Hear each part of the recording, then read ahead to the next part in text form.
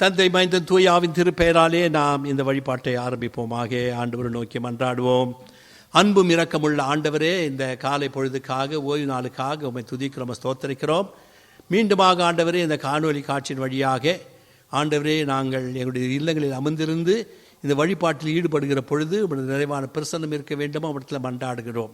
கடமைக்கென்று ஆண்டவரை நாங்கள் மொபைலில் பார்க்காதபடி ஆண்டவரை உண்மையோடும் கருத்தோடும் தொழுது கொள்ளப்பட வேண்டும் என்கிற நோக்கத்தோடு நாங்கள் இதை தொழுது கொள்ளும்படியான கிருபை தாரும்.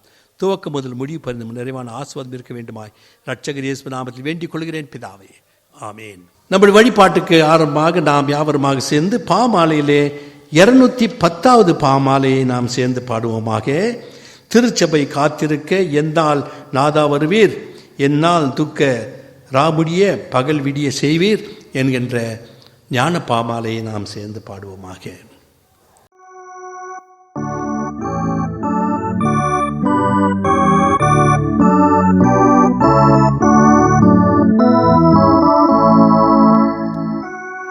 திருச்சபை காத்திருக்க என்னால் நாதா வருவீர், என்னால் துக்கராமுடிய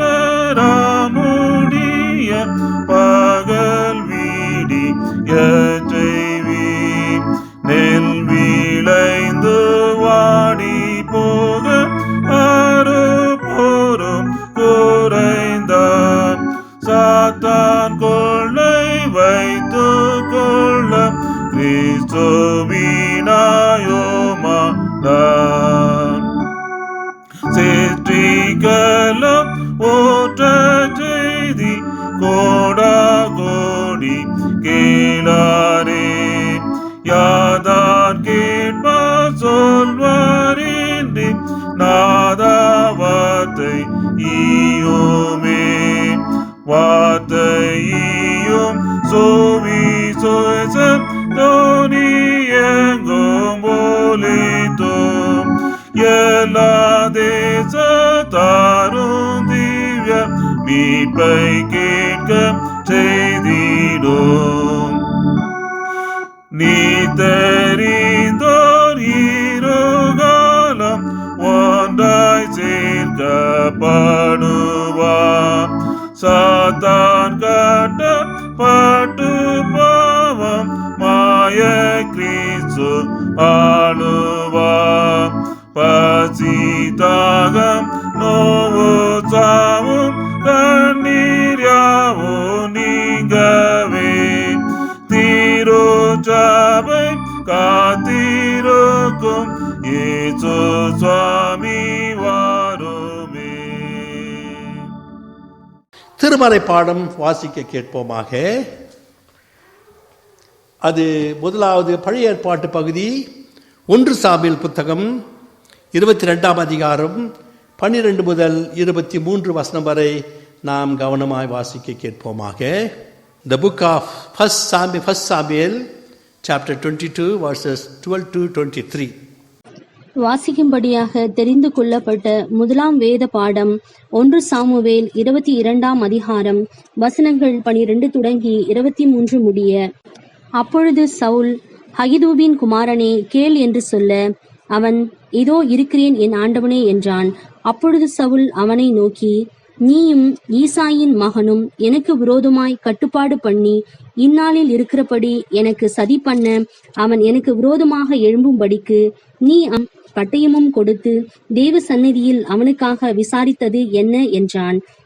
அகிமெலேக் ராஜாவுக்கு பிரதித்திரமாக, உம்முடைய எல்லா ஊழியக்காரரிலும் தாவீதை போல ராஜாவுக்கு மருமகனும் உம்முடைய கட்டளைகளின்படி செய்து வருகிறவனும் உம்முடைய வீட்டிலே கனமுள்ளவனுமாயிருக்கிற உண்மையுள்ளவன் யார்?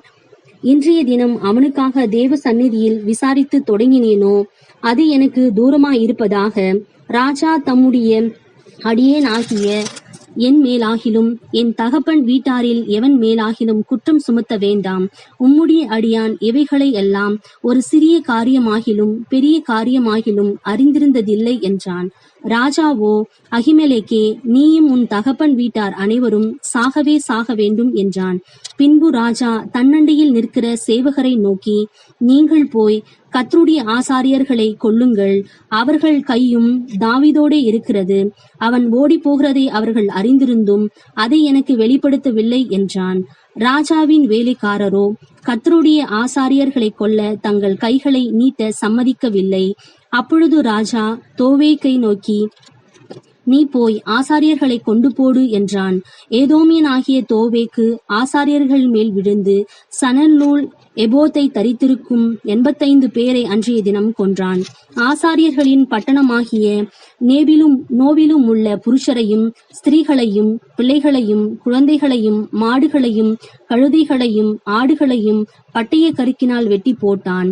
அகிதூவின் குமாரனாகிய அமலேக்கின் குமாரரில் அபியத்தார் என்னும் பேருள்ள ஒருவன் தப்பி தாவீதிற்கும் புறமாக ஓடிப்போய் சவுல் கர்த்தருடைய ஆசாரியர்களை கொன்று போட்ட செய்தியை தாவீதுக்கு அறிவித்தான்.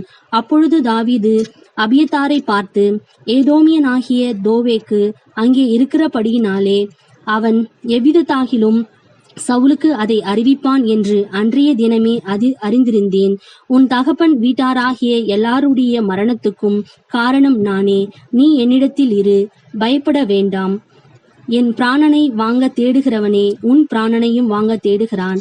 நீ என் ஆதரவிலே இரு என்றான் என்பதுவே. நிருப பாடமாக கலாத்தியர் 6ஆம் அதிகாரம் 11 முதல் 18 வசனம் வரை கவனமாய் வாசிக்க கேட்போமாக. The book of Galatians, chapter 6, verses 11 to 18. Galatians chapter 6, verses commencing from 11 to 18. Galatians chapter 6, verses commencing from 11 to 18. See what large letters I use as I write to you with my own hand. Those who want to make a good impression outwardly are trying to compel you to be circumcised. The only reason they do this is to avoid being persecuted for the cross of Christ. Not even those who are circumcised obey the law, yet they want you to be circumcised, that they may boast about your flesh. May I boast except in the cross of our Lord Jesus Christ, through which the world has been crucified to me, and I do to the world. Neither circumcision or uncircumcision means anything. What counts is a new creation, peace and mercy to all who follow His rule, even to the Israel of God. Finally, let no one cause me trouble, for I bear on my body the mark of Jesus. The grace of our Lord Jesus Christ be with your spirit, brothers. Amen. Here ends the reading. நற்செய்தி பாடமாக நாம் யாவருமாக சேர்ந்து யோவான் எழுதின சுவிசேஷம் 21ஆம் அதிகாரம் 15 முதல் 19 வசனம் வரை கவனமாய் வாசிக்க கேட்போமாக. St. John's Gospel, chapter 21, verses 15 to 19. வாசிக்கும்படி தெரிந்து கொள்ளப்பட்ட சுவிசேஷ வேத பாடம் யோவான் 21ஆம் அதிகாரம் வசனம் 15 முதல் 19 வரை. யோவான் 21ஆம் அதிகாரம் வசனம் 15 முதல் 19 வரை. அவர்கள் போஜனம் பண்ணின பின்பு இயேசு சீமோன் பேதுருவை நோக்கி, யோவானின் குமாரனாகிய சீமோனே, இவர்களிலும் அதிகமாய் நீ என்னிடத்தில் அன்பாய் இருக்கிறாய் என்றார். அதற்கு அவன், ஆம் ஆண்டவரே, உம்மை நேசிக்கிறேன் என்பதை நீர் அறிவீர் என்றான். அவர், என் ஆட்டுக்குட்டிகளை மேய்ப்பாயா என்றான். இரண்டாம் தரம் அவர் அவனை நோக்கி, யோவானின் குமாரனாகிய சீமோனே, நீ என்னிடத்தில் அன்பு கூறுகிறாயா என்றார். அதற்கு அவன், ஆம் ஆண்டவரே, உம்மை நேசிக்கிறேன் என்பதை நீர் அறிவீர் என்றான். அவர், என் ஆடுகளை மேய்ப்பாயா என்றான். மூன்றாம் தரம் அவர் அவனை நோக்கி, யோவானின் குமாரனாகிய சீமோனே, நீ என்னை நேசிக்கிறாயா என்றான். என்னை நேசிக்கிறேன் என்று அவன் மூன்றாவது தரம் தன்னை கேட்டபடியால் பேதுரு துக்கப்பட்டு, ஆண்டவரே, நீர் எல்லாவற்றையும் அறிந்திருக்கிறீர், நான் உம்மை நேசிக்கிறேன் என்பதை நீர் அறிவீர் என்றான். இயேசு, என் ஆடுகளை மேய்ப்பாய் என்றான். நீ இள வயதுலாம் இருக்கும்போது உன்னை நீயே அரை கட்டி கொண்டு உனக்கு இஷ்டமான இடங்களில் நடந்து திரிந்தாய். நீ முதிர் வயதிலான போது உன் கையை நீட்டுவாய், வேறு ஒருவன் உன் அறையை கட்டி உனக்கு இஷ்டமில்லாத இடத்துக்கு உன்னை கொண்டு போவான் என்று மெய்யாகவே உனக்கு சொல்கிறேன் என்றார். இன்ன விதமாய் மரணத்திலே அவன் தேவனை மகிமைப்படுத்துகிறேன் என்று குறிக்கும்படியாக இப்படி சொன்னார். அவர் இதை சொல்லின பின்பு அவனை நோக்கி, என்னை பின்பற்றி வா என்றான். வாசிக்கும்படி தெரிந்து கொண்ட வேதவாடம் வாசித்தாயிட்டு. தேவனே உமக்கு மகிமை உண்டாவதாக. ஆமீன். நாம் அமர்ந்த வண்ணமாகவே கீர்த்தனையிலே 225வது பாடலை நாம் சேர்ந்து பாடுவோமாக. கீர்த்தனையில் 225வது பாடல், அறுப்போ மிகுதி ஆட்கள் தேவை, அருளும் நாதனே திவ்ய அருமை போதனே என்ற பாடலை நாம் சேர்ந்து பாடுவோமாக.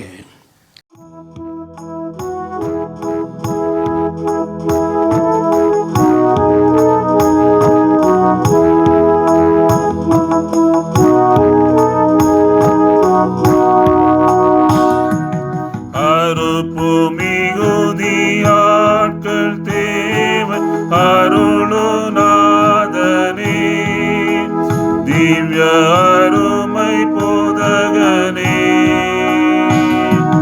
அருமை நாதனே திவ்ய அருமை போதகனே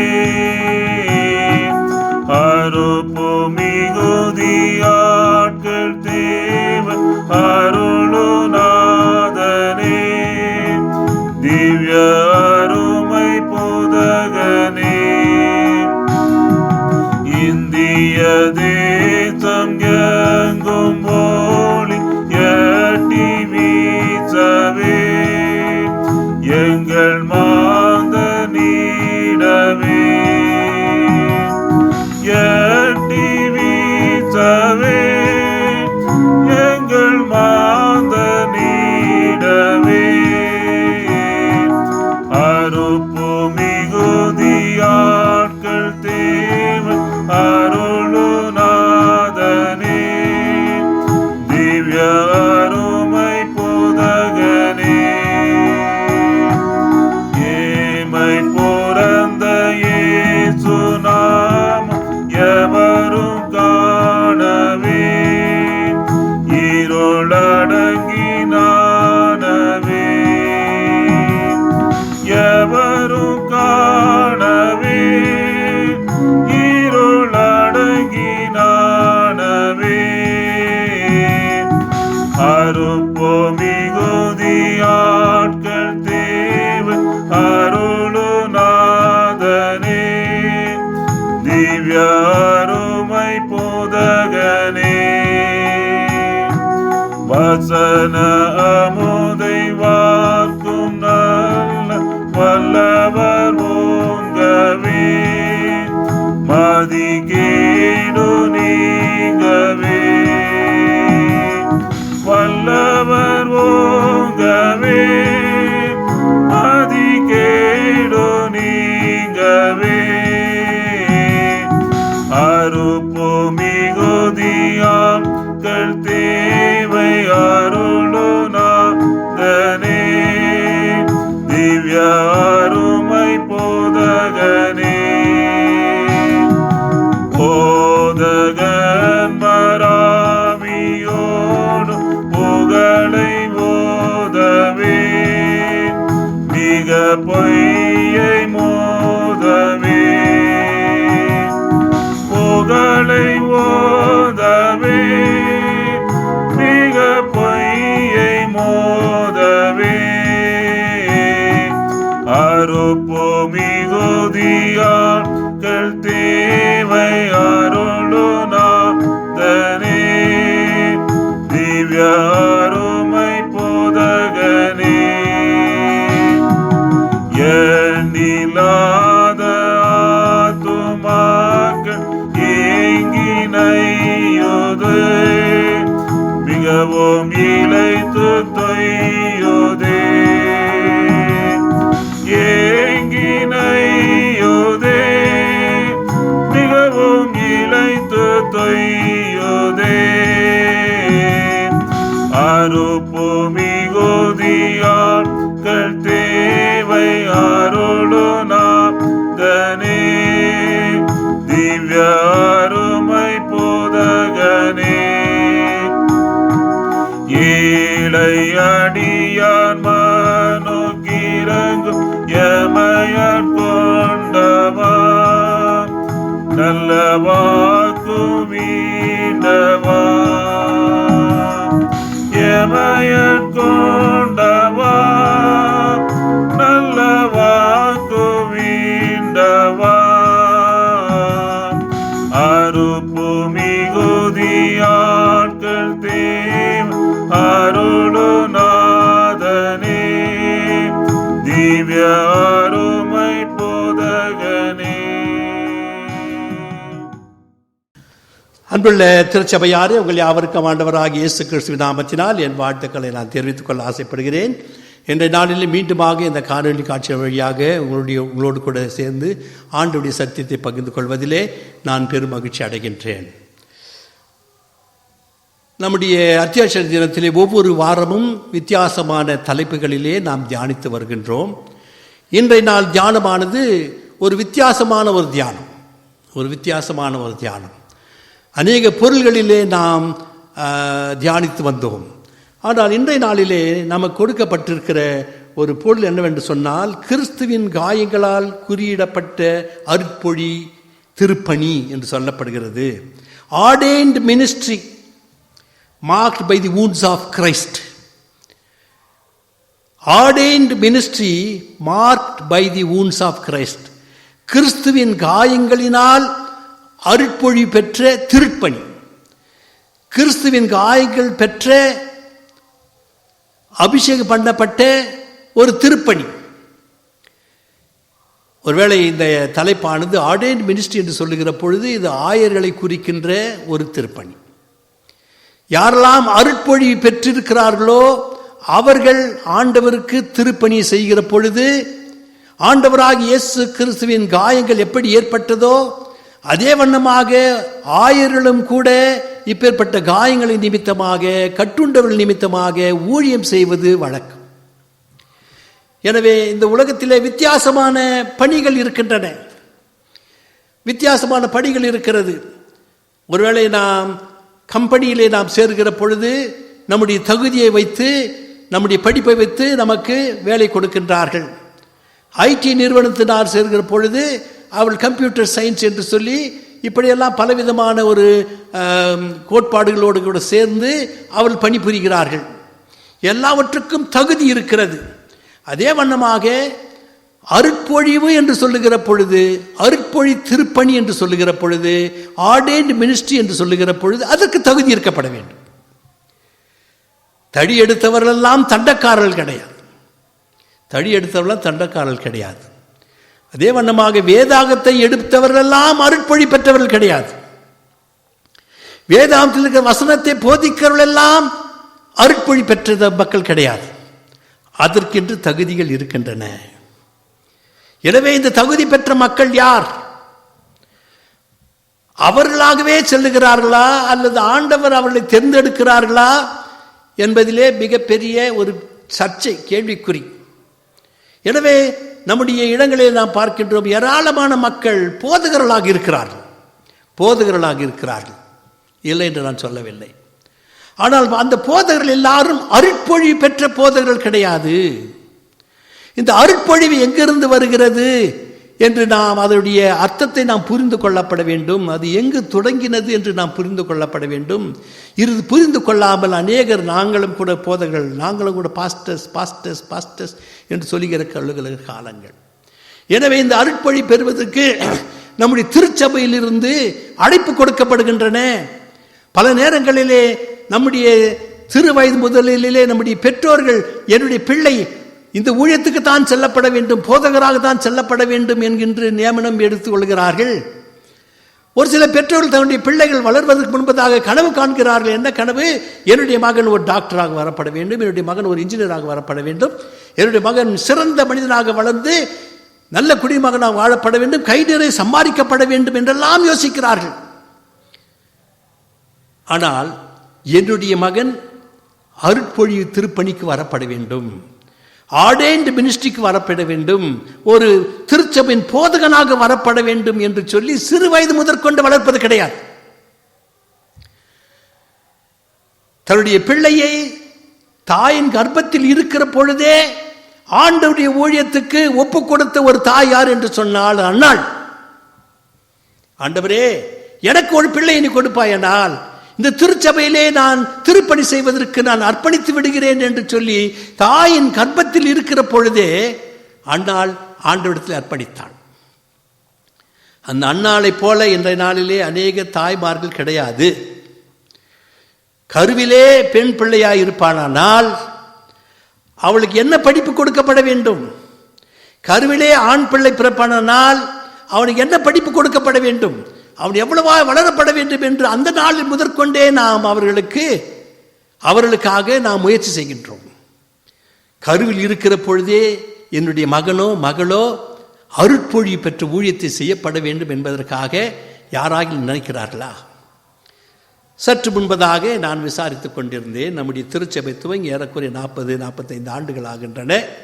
இந்த திருச்சபையில் எத்தனையோ டாக்டர்கள் இருக்கிறார்கள், எத்தனையோ ஆசிரியர்கள் இருக்கிறார்கள், எத்தனையோ ஐடி கம்பெனியில் வேலை செய்கிறார்கள், எத்தனையோ மக்கள் அரசாங்கத்தில் வேலை செய்கிறார்கள். இப்படியெல்லாம் கணக்கு நான் எடுத்துக்கொண்டு இருக்கிற பொழுது அவரிடத்தில் ஒரு கேள்வி கேட்டேன். உங்களுடைய திருச்சபையிலிருந்து அருட்பொழிவுக்காக, அருட்பொழி பெற்ற ஆயரின் பணிக்காக எத்தனை மக்கள் சென்றிருக்கிறார்கள் என்று கேட்டேன். திருச்சபையாரே, வெட்கத்தையோடு நான் சொல்லுகின்றேன், நம்முடைய திருச்சபையிலே துவங்கி 45 ஆண்டுகளுக்கு மேலாக ஆகிறது. ஆனால் ஒரே ஒரு குடும்பத்தின் மகன் தான் திருச்சபையின் ஆயனாக சென்றிருக்கின்றான், ராஜா சிங் ஐயர் அவர்கள். திருச்சபையில் இருக்க மக்களுக்கு ஒப்படைப்பு இல்லையோ?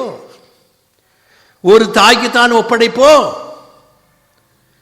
திருச்சபையில் எத்தனை தாய்மார்கள் இருக்கிறார்கள், எத்தனை குடும்பங்கள் இருக்கிறது?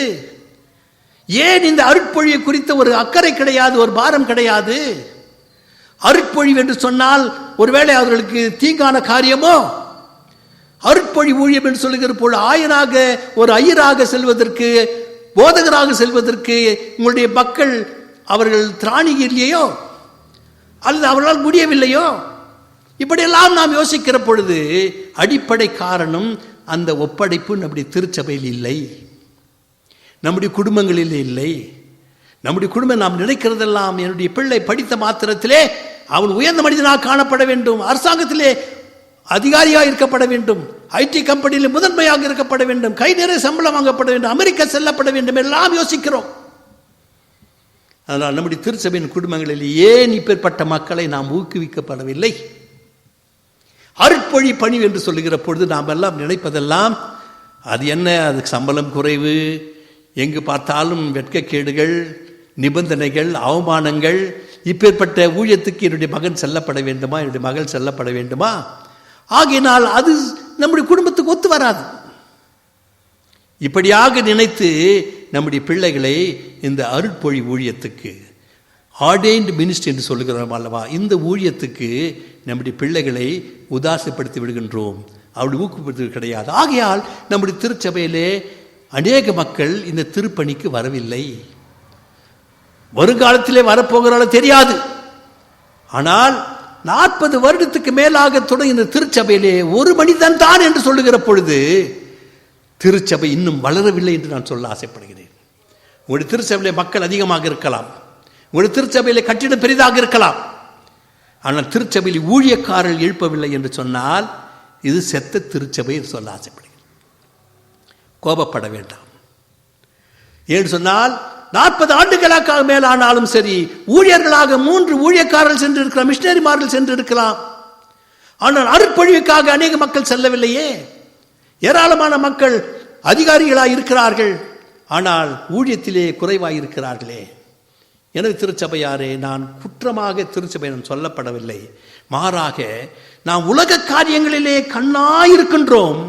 ஆவிக்குரிய காரியங்கள் நம்முடைய பிள்ளைகளை வளர்த்து அவர்களை ஊழியக்காராக மாற்றப்பட வேண்டும் என்ற எண்ணம் குறைந்து கொண்டே இருக்கிறதே ஒழிய நிறைவாக்கப்படவில்லை. இன்றைக்கு நான் உங்களுக்கு சவால் கொடுக்கின்றேன். நம்முடைய திருச்சபையிலே ஏராளமான ஆயர்கள் எழும்பப்பட வேண்டும், ஏராளமான மிஷினரிமார்கள் எழுப்பப்பட வேண்டும், ஊழியர்கள் எழுப்பப்பட வேண்டும். மிஷினரிமார்கள் என்று சொல்லுகிற பொழுது நம்முடைய திருச்சபையிலே சுலபமான பணி என்னவென்று சொன்னால், எஃப்எம்பிபியுடைய நோக்கம் சொல்வார்கள், போ அல்லது அனுப்பு என்று சொல்வார்கள். உன்னால் முடிந்தால் போ, இல்லை என்றால் கொடு என்று சொல்வார்கள். என்ன கொடு? உன் மகனை கொடு என்று சொல்ல மாட்டார்கள். உன்னுடைய மகனை ஊழியத்துக்கு அனுப்பு என்று சொல்ல மாட்டார்கள். உன் பணத்தை அனுப்பு என்று சொல்வார்கள். பணம் கொடுப்பது சுலபம். என்ற நாளில் நம்முடைய திருச்சபையில் ஏராளமான குடும்பங்கள் திருப்பணிக்காக, மிஷினரி ஊழியங்களுக்காக பணங்களை கொடுக்கிறார்கள், இல்லை என்று நான் சொல்லப்படவில்லை. ஆனால் உங்களுடைய பிள்ளைகளை கொடுத்திருக்கிறீர்களா? உங்களுடைய பிள்ளைகளை ஊழியத்துக்கு அனுப்பியிருக்கிறீர்களா? அப்பேற்பட்ட பாரம் நம்முடைய திருச்சபையின் குடும்பங்களிலே வரப்பட வேண்டும் என்று நான் கேட்டுக்கொள்கிறேன் திருச்சபையாரை. எனவே இன்றைய நாளிலே நமக்கு கொடுக்கப்பட்டிருக்கிற ஒரு பொருள் என்னவென்று சொன்னால், அருட்பொழிவு பெற்ற ஊழியர்கள் இயேசுவின் காயங்களால் நிறைந்திருக்கப்பட வேண்டும். அருட்பொழிவு பெற்ற ஊழியர்கள் இயேசுவின் காயங்களால் நிரப்பப்பட்டிருக்கப்பட வேண்டும்.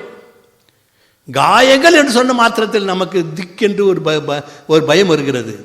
அப்படி சொன்னால் இந்த ஊழியமானது பாடுகள் நிறைந்த ஊழியம், அவமானங்கள் நிறைந்த ஊழியம், கஷ்டங்கள் நிறைந்த ஊழியம், முடிவு எடுக்கப்பட முடியாத ஒரு சூழல்.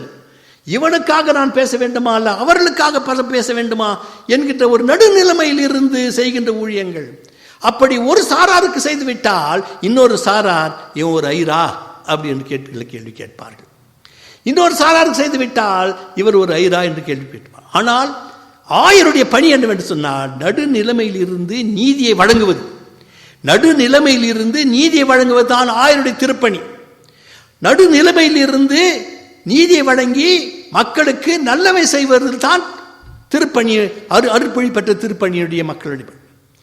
எல்லாவற்றுக்கும் மேலாக ஆயருடைய பணி என்னவென்று சொன்னால், ஆண்டவருடைய ஆசீர்வதிப்பாராக, ஆண்டவருடைய பலுகு பெறுவாயாக, உன்னுடைய வருமானம், உன்னுடைய வியாபாரம் எல்லாம் அதிகமாக பெருகப்பட வேண்டும் என்று சொல்லப்பட வேண்டும். ஆசீர்வாதமான மொழிகளிலே சொல்லப்பட வேண்டும். தப்பி தவறி அநியாயம் செய்கிறாய், தவறு செய்கிறாய், நீதி செய்யாமல் மக்களுக்கு அநீதி செய்கிறாய், வாழ்க்கை ஆசீர்வாதமாக இருக்காது என்று சொன்ன மாத்திரத்திலே இந்த ஆயர் சரியில்லைப்பா. இன்றைய நாள் திருச்சபையாரே, அருட்பொழிவு பெற்ற மக்களுடைய வாயிலிருந்து ஆசீர்வாதமான மொழிகளையே எதிர்பார்க்கிறார்கள் ஒழிய, அநீதியை குறித்து அதற்கு எதிர்த்து பேசி அவளை திருத்துவதற்கு மிகவும் கடினம். நாம் கடிதம் எழுதுகின்றோம், ஊழியக்காரருக்கு கடிதம் எழுதுகின்றோம், என்னுடைய மகனுக்கு நல்ல வரன் கொடுக்கப்பட வேண்டும், என்னுடைய வியாபாரம் நன்றாக நடப்பட வேண்டும், இதற்காக நீங்கள் ஜெபியுங்கள். அவர் ஒரு கடிதம் எழுதுவார்.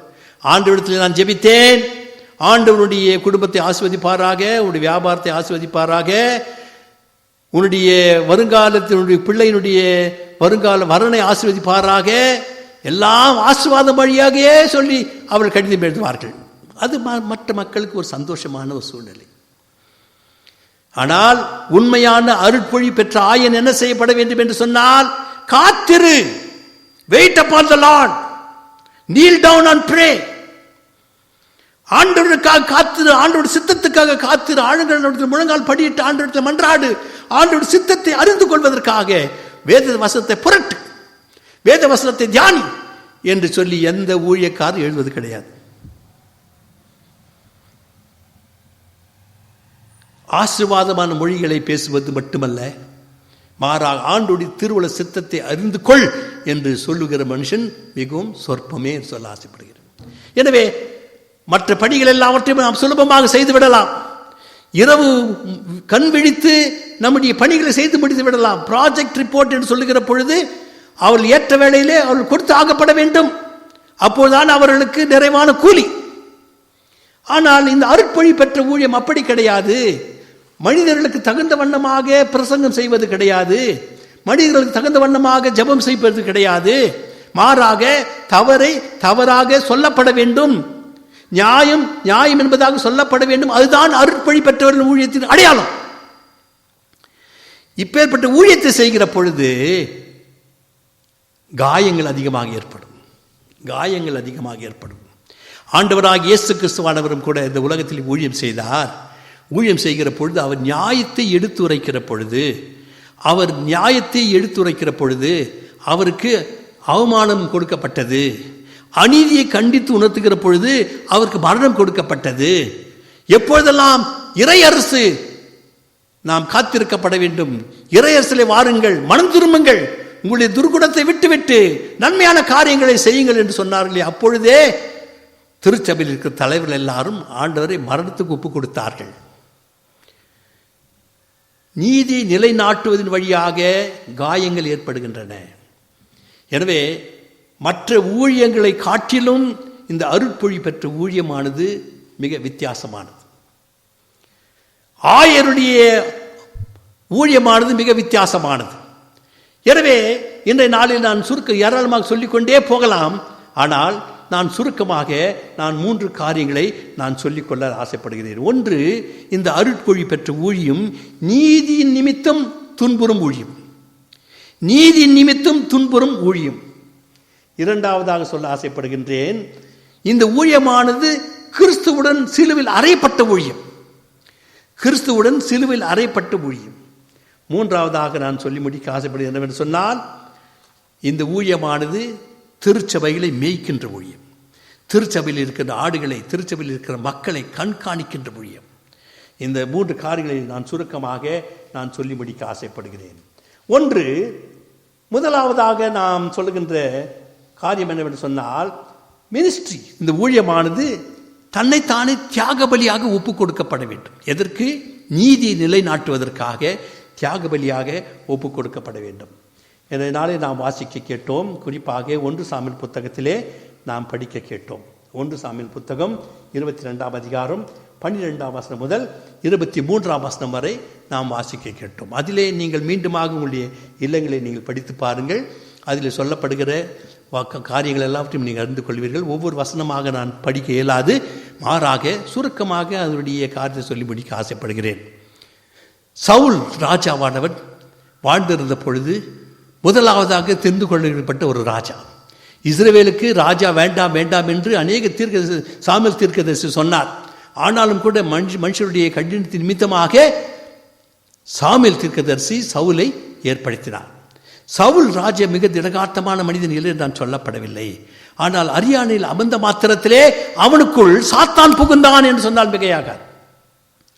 அரியணையில் அமர்ந்த மாத்திரத்திலே அவனுக்குள் சாத்தான் புகுந்தான். எப்பொழுது? ஒரு சிறு மனிதன், சிறுவன் கோலியாத்தை வீழ்த்தின பொழுது சவுலுடைய வாழ்க்கையிலே சாத்தான் புகுந்தான். அந்த சாத்தான் புகுந்தான் என்று சொல்லுகிற பொழுது தீய காரியம் என்கின்ற அவனுக்குள் புகுந்தது. அது என்னவென்று சொன்னால், அது பொறாமை, அது கோபம் அவனுக்குள் அதிகமாக புகுந்த நிமித்தமாக அவன் ராஜாவாக அதிகமாக செயல்பட முடியவில்லை. எப்பொழுது பார்த்தாலும் தாவீதுக்கு மிக புகழ் பெற்றுக்கொண்டார். கோலியாத்தை வீழ்த்தின மாத்திரத்திலே ஜனங்கள் ஆடி பாடி மகிழ்ந்தார்கள். ராஜாவுடைய வாழ்க்கையில் அப்பேற்பட்ட நடனமான அதிகமாக கிடையாது. ஆனால் தாவீது ராஜாவுக்கு அதிகமான மக்கள் கொண்டாடினார்கள், பாடலை பாடினால், நடனம் ஆடினார்கள். தாவீது கோலியத்தை வீழ்த்தினான் என்று சொல்லி அவளுக்காக பெருமை பாராட்டினார்கள். ஆனாலும் கூட இந்த தாவீதை சவுல் ராஜாவானவர் வீட்டிற்கு அனுப்பிவிடவில்லை. தன் அரண்மனையிலே வைத்துக் கொண்டான். என்று சொன்னால், எப்பொழுதும் இந்த தாவீதானும் எனக்கு விரோதமாக வந்துவிடக்கூடாது, என்னை காட்டிலும் இவன் ராஜாவாக மாறிவிடக்கூடாது. ஆகினாலும் அருகாமையிலே வைத்து அப்படியாகவே அவனை வாழ வைத்தான். காலங்கள் செல்ல செல்ல செல்ல செல்ல சவுலுடைய வாழ்க்கையிலே பொறாமை அதிகமாக ஏற்பட்ட நிமித்தமாக தாவீதை கொல்வதற்காக அவன் அதிகமாக கங்காசனம் கட்டினான். ஒருமுறை தாவீது தன்னுடைய வீணை வாசித்துக் கொண்டிருக்கிற பொழுது சவுல் ராஜா என்ன செய்தான் தெரியுமா? தன்னுடைய ஈட்டி எடுத்து அவனை உருவ குத்த ஆரம்பித்தான். ஆனால் சற்றோ விலகி போனது. என்று சொன்னால், கடவுளின் கரம் தாவீதோடு இருந்தபடியினால் அந்த உயிருக்கு தப்புவித்தார். சவுல் ராஜாவின் கரங்களிலிருந்து தப்புவித்தார். இப்படியாக நாம் சொல்லிக் கொண்டே போமானால் எத்தனையோ முறை தாவீதை கொல்வதற்காக சவுல் ராஜா திட்டம் வகுத்தான். ஆனால் கடவுள் அவனோடு கூட இருந்த நிமித்தமாக எல்லா தீங்குகளுக்கும் விலக்கி காத்து ரட்சித்தார். என்று சொன்னால், தாவீது கடவுளுடைய குமார். தாவீது அபிஷேகம் பண்ணப்பட்ட ஒரு மனுஷன். தாவீது ஆண்டவருக்கு பயந்த மனுஷன். அப்படி பயந்த மனுஷனாக இருந்தபடியினால் எந்த மனுஷனும் அவர் மீது கையை போடப்பட முடியவில்லை. திருச்சபையாறு என்ற நாளிலும் கூட அநேகர் யோசிக்கிறார்கள், அருட்பொழி பெற்ற மக்கள், ஊழியக்காரர்கள் தங்களுக்கு கீழானவர் என்று யோசிக்கிறார்கள். இருக்கட்டும், அப்படியே இருந்தாலும் கூட சரி. அவர் ஆண்டவரால் தெரிந்து கொள்ளப்பட்ட மக்கள், அபிஷேகம் பண்ணப்பட்ட மக்கள். அவர் மீது யாராலும் கையை போடப்பட முடியாது. எப்பொழுது அந்த அருட்பொழி பெற்ற ஒரு ஆயரோ ஊழியக்காரரோ நீதிக்காக நிலைத்திருக்கிற பொழுது, நியாயத்துக்காக நிலைத்திருக்கிற பொழுது எந்த மனுஷன் கையை போட முடியாது. அதே வண்ணமாக தாவீது ராஜா சவுல் ராஜாவுக்கு விரோதமாக எழும்பவில்லை. மாறாக தன்னுடைய இஸ்ரவேல் ஜனங்களுக்கு அவன் பாதுகாப்பாக இருந்தான். எங்கே தலைவனாய் வந்து விடுவானோ என்கின்ற நோக்கத்தோடு அவன் மீது பொறாமை கொண்டான், அவன் மீது வெறி கொண்டான், மீது கோபம் கொண்ட நிமித்தமாக கொலைக்கு ஆளாக்கினான். ஆனால் 22ஆம் அதிகாரத்திலே நாம் வருகிற பொழுது அதில் நமக்கு சொல்லப்படுகிற வசனத்தை நான் வாசிக்க ஆசைப்படுகிறேன். தீர்க்கதரிசி சொன்னார் தாவீதுக்கு, பா, நீ அரணில் இருக்காத, நீ கோட்டையில் இருக்காத, அங்கிருந்து சீக்கிரமா நீ போயிடு என்று சொன்னால் சவுல் ராஜா உன்னை கொல்ல வகை தேடுகின்றான், ஆகையினால் போய்விடு என்று சொல்கின்றான். அதை நாம் 5ஆம் வசனத்தில் வாசிக்கிறோம். காத் என்னும் தீர்க்கதரிசி தாவீதை பார்த்து, நீ அரணில் இருக்காமல் யூதேய தேசத்துக்கு புறப்பட்டு வாரும் என்றான். அப்பொழுது தாவீது புறப்பட்டு ஆரேத் என்னும் காட்டிலே போனான். அவன் தீர்க்கதரிசியுடைய வார்த்தை கேட்டு அவன் புறப்பட்டு போய்விட்டான். தாவீதும் அவனோடு இருந்த மனுஷரும் காணப்பட்ட செய்தியை சவுல் கேள்விப்பட்டான். தாவீது தன்னுடைய இடத்தை விட்டு காட்டிலே போய்விட்டான் என்று சொல்லி சவுல் கேள்விப்பட்ட மாத்திரத்திலே சவுல் கிபியாவை சேர்ந்த ராமாவில் ஒரு தோப்பில் உட்கார்ந்து தன்னுடைய ஊழியக்காரர் எல்லாரும் தன்னை சூழ்ந்து இருக்க தன் ஈட்டியை தன் கையிலே பிடித்துக் கொண்டிருக்கும் போது சவுல் தன்னடியில் இருக்கிற தன்னுடைய ஊழியக்காரை பார்த்து, பென்யமின் கோத்திர புத்திரரே கேளுங்கள், ஈசாயின் மகன் உங்கள் எல்லாருக்கும் வயல்களை திராட்சை தோட்டம் கொடுப்பானோ? உங்கள் எல்லாரையும் 1000க்கு அதிபதிகளாக 100க்கு அதிபதிகளை வைப்பானா? நீங்கள் எல்லாரும் எனக்கு விரோதமாய் இருந்து அவரோடு கூட சேர்ந்து கொண்டது என்ன என்று சொல்லி சவுலானவர் கேள்வி கேட்க தாவீது சவுலை விட்டு தூரமாய் போனார். அப்பொழுது சவுலின் ஊழியக்காரரோடு நின்ற ஏதோமினாகிய தேவோவுக்கு பிரதித்திரமாக இயேசு மகனை நெபியில் இருக்கிற அகிமெலின் குமாரனாகிய அகிமெலிடத்தில் வர கண்டேன். இவன் அவனுக்காக கர்த்தரிடத்தில் விசாரித்து அவனுக்கு ஊழியம் போஜனத்தை கொடுத்து பெலிஸ்தனாகிய கோத்திரத்தை பட்டயத்தை அவனுக்கு கொடுத்தான் என்றான். அப்பொழுது அகிமெலின் குமாரன் அகிமெலேக்கு ஆசாரியனையும் நெபியில் இருக்கிற தன் தகப்பன் வீட்டாராகிய எல்லா ஆசாரையும் அழைப்பித்தான். அவள் எல்லாரும் ராஜாவிடத்து வந்தார்கள். அப்பொழுது சவுல் கேட்கின்றான், அகிமெலின் குமாரனை கேள் என்று சொல்லி அவன் இதோ இருக்கிறேன் ஆண்டவன் என்றான். அப்போ சவுல் அவனை நோக்கி, நீயும் ஈசாவின் குமாரன் எனக்கு விரோதமாய் கட்டுப்பாடு பண்ணி இந்நாள் இருக்கிறபடி எனக்கு சதி பண்ண அவனுக்கு விரோதமாக எழும்பும்படிக்கு நீ அவனுக்கு அப்பமும் பட்டயம் கொடுத்து தேவ சன்னிதியில் அவனுக்கு விசாரித்து என்னவென்று கேட்டான். அப்போ அகிமெலேக் சொல்லுகின்றான், ராஜாவுக்கு பிரதியுத்தரமாக, உம்முடைய எல்லா ஊழியக்காரர்களும் தாவீதை போல ராஜாவுக்கு மருமகனும் உம்முடைய கட்டளையின்படி செய்தவர்களும் உம்முடைய வீட்டிலே கனமுள்ளவனாக இருக்கிற உண்மை உள்ளவன் யார்? இந்த தாவீதை போல உண்மை உள்ளவன் யாருமே கிடையாது. உனக்கு பின்னாக இருக்கிற எல்லா மக்களும் உனக்கு விரோதமாக இருக்கிற மக்கள் தான். ஆனால் தாவீது உனக்கு விரோதம் செய்யவில்லையே. அப்பேற்பட்ட மனுஷன் உன்னோடு கூட இருக்கிற போது அவனுக்கு நான் பணிவிடை செய்யப்பட வேண்டும் என்று சொல்லி இந்த இடத்திலே அந்த ஊழியக்காரன் சொல்லுகிறார் திருச்சபையாரே. மீண்டுமாக சொல்லப்படுகிற இன்றைய தினம் அவனுக்காக தேவன் சந்நிதியில் விசாரிக்க தொடங்கினானே, அது எனக்கு தூரமாக இருப்பதாக, இப்பேற்பட்ட மனுஷர்கள் தூரமாக இருப்பதாக. ராஜாவோ அகிமெலேக்கு நீயும் உன் தகப்பான் விட்டு அனைவரும் சாக வேண்டும் என்றான். ஆனால் ராஜா அவனுக்கு அந்த இடத்துல பிரியமில்லை. இந்த ஊழியக்காரர்கள் சாகப்பட வேண்டும் என்று சொல்லி சவுல் ராஜாக்கு அங்காசனம் கட்டுகிறான் திருச்சபையார். பின்பு ராஜா தன்னடியில் இருக்கிற சேவகரை நோக்கி, நீங்கள் போய் கர்த்தருடைய ஆசாரியர்களை கொல்லுங்கள், அவள் கையும் தாவீதோடு இருக்கிற அவன் ஓடி போவதையும் அவள் அறிந்திருந்தும் அது எனக்கு வெளிப்படுத்தவில்லை என்றான். ராஜாவின் வேலைக்காரரோ கர்த்தருடைய ஆசாரியர்களை கொல்ல தங்கள் கைகளை நீட்ட சம்மதிக்கவில்லை.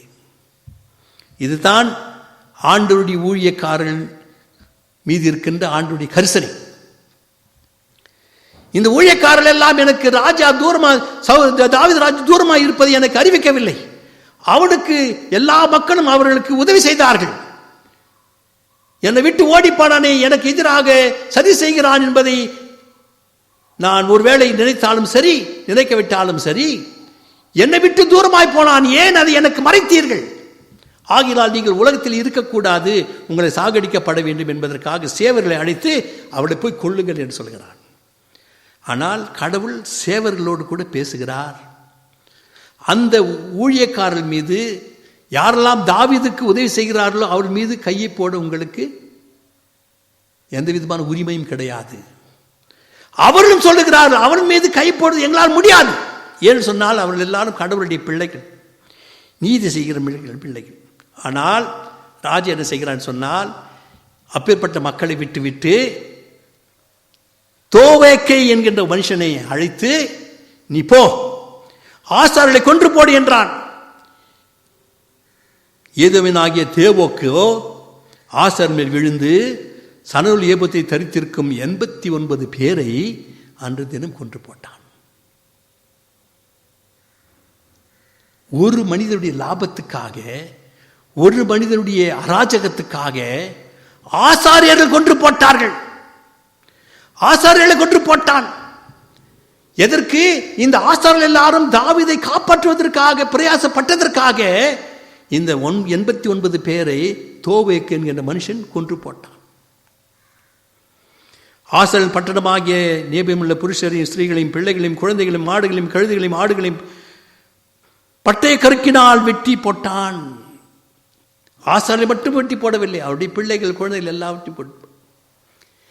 ஆசாரியர்கள் உண்மை உள்ள மனிதர்களாக கண்டார்கள். எதற்கு? கடவுளுடைய மனுஷனை காப்பாற்றுவதற்காக உண்மை உள்ளவர்களாக இருந்த நிமித்தமாக மரணத்துக்கு உட்பட்டார்கள். இதுதான் கடவுளுடைய மனுஷனுடைய ஊழியம். இதுதான் கடவுளுடைய மனுஷன் நீதியை நிலைநாட்டுவது. அநியாயமாக ஒரு மனுஷனை கொலை செய்யப்பட வேண்டும் என்பதற்காக மக்கள் முன்வரவில்லை. அநியாயமாக ஒரு மனுஷனுடைய வாழ்க்கையை கெடுத்து போட வேண்டும் என்பதற்காக முன்வரவில்லை. நாங்கள் வரமாட்டோம் என்று சொல்லி அவருடைய வேலைக்காரர்கள் ஆசாரியர்கள் தூரமாய் நின்றார்கள். யாருக்கு விரோதமாக? சவுலுக்கு விரோதமாக தூரமாய் நின்றார்கள். சவுல் யார்? அதிகாரம் பெற்ற மனுஷன், ராஜா, இஸ்ரவேல் கோத்திரத்துக்கே ராஜா. அவனுக்கு எதிராக நின்றார்கள். இதுதான் தைரியம், இதுதான் ஊழியக்காரன் தைரியம். எனவே அருட்பொழிவு பெற்ற மக்களுக்கு காயங்கள் அதிகமாக ஏற்படும். காயங்கள் அதிகமாக ஏற்பட்டாலும் சரி, என் ஆண்டவருக்காக நீதிக்காக நிலைத்திருப்பேன் என்று சொல்லி அவர் நிலைத்திருப்பது தான் ஊழியம் என்று சொல்ல ஆசைப்படுகிறது திருச்சபையாரே. எனவே இந்த நீதி நிமித்தமாக மரணத்தை வழிவித்துக் கொண்டார்கள். நீதி நிமித்தமாக மரணத்தை வழிவித்துக் கொண்டார்கள். Because of their sacrifice, they stood for ministry. தங்களுடைய தியாகத்தின் வழியாக ஊழியத்துக்கு அவர்கள் தன்னைத்தானே ஒப்புக் கொடுத்தார்கள். எனவே திருச்சபையாரே, நமக்கு எதிராய் வருகிற ஆயுதங்கள் ஏராளம். அதுக்கு நீதிக்காக நாம் நிலைத்து நிற்கிற பொழுது ஆண்டவர் நம்முடைய குடும்பங்களை ஆசீர்வதிக்க வல்லவராயிருக்கிறார். சரித்திரத்தை நீங்கள் படித்து பாருங்கள். தாவீது அரசன் ஒருவேளை நீதிக்காக அவன் நிலைத்திருந்தான், பொறாமை கொள்ளாமல் நிலைத்திருந்தான். அவன் பெருமை கொள்ளப்படவில்லை. நான் கோலியாத்தை வீழ்த்தினேன் என்று பெருமை கொள்ளப்படவில்லை. ஆனாலும் கூட ஒரு சிறிய மனிதன் ஆண்டவர் ஜெபத்தை கேட்டார், அவன் உயர்த்தினார். அவனோடு கூட இந்த மக்கள் எல்லாரும் உயர்த்தினார். சரித்திரத்தை நாம் படித்து பார்ப்போம். எத்தனையோ முறை தாவீதை கொள்வதற்காக சவுல் ராஜா சதி தீட்டினான். சிங்க கெபியில் இருக்கிற பொழுதும் கூட அவனை கொல்லப்பட வேண்டும் என்று யோசித்தான். ஆனால் கர்த்தர் தாவீதோடு கூட இருந்தபடியினால் அவனுடைய கைக்கு விலக்கி காத்து ரட்சித்தார். எனவே இந்த ஊழியமானது ஒரு நீதி உள்ள ஊழியம். நீதியை எதிர்த்து போராடுவது கிடையாது, நீதிக்காக குரல் கொடுக்கின்ற ஊழியம். மற்ற இடங்களிலே நாம் வேலை செய்து வந்து விடுவோம். ஆனால் இந்த அருட்பொழி பெற்ற ஊழியமானது எந்த இடத்திலும் சரி நீதி நியாயத்தையும் நிலைநிறுத்துவது தான் ஊழியம் என்று சொல்லப்படுகின்றன. இதற்காக எத்தனையோ மக்கள் மரித்து போனார். நீதி நிலைநாட்டுவதற்காக, நியாயத்தை நிலைநாட்டுவதற்காக, நல்லவைகளை செய்வதற்காக, அரசாங்கத்திலே கெடுதலை ஏற்படுத்தின பொழுதெல்லாம் அதை எதிர்த்து குரல் கொடுத்ததற்காக எத்தனை மக்கள் மரித்து போனார்கள். ஆனால் மரித்தும் பேசுகிறார்கள் என்று சொன்னால் மிகையாகாது. கடந்த வாரங்களில் நாம் 2 நபர்களை குறித்து நான் பேசினேன். அது கிரஹாம் ஸ்டெயின்சன் குறித்து நான் பேசினேன். ஃபாதர் ஸ்டான் அவளை குறித்து பேசினேன். அவள் எல்லாரும் நீதிக்காக நிலைத்தார்கள். அவர்களை உயிரோடு கொளுத்தினார்கள், மற்றவரை காவலிலே வைத்தார்கள், அப்படியாக சாகடித்தார்கள். ஆனால் மரித்தாலும் இந்த நாளிலும் கூட அவர்கள் பேசுகிறார்கள் என்று சொன்னால் மிகையாகாது. எனவே கிறிஸ்துவனுடைய ஊழியமானது நீதியை குறித்து பேசுகிற ஒரு ஊழியமாய் காணப்படுகிறது. இரண்டாவதாக நான் சொல்லப்படுகிறது சொன்னால் கிறிஸ்துவுடன் சிலுவையில் அறையப்பட்ட ஊழியம். கிறிஸ்துவுடன் சிலுவையில் அறையப்பட்ட ஊழியம்.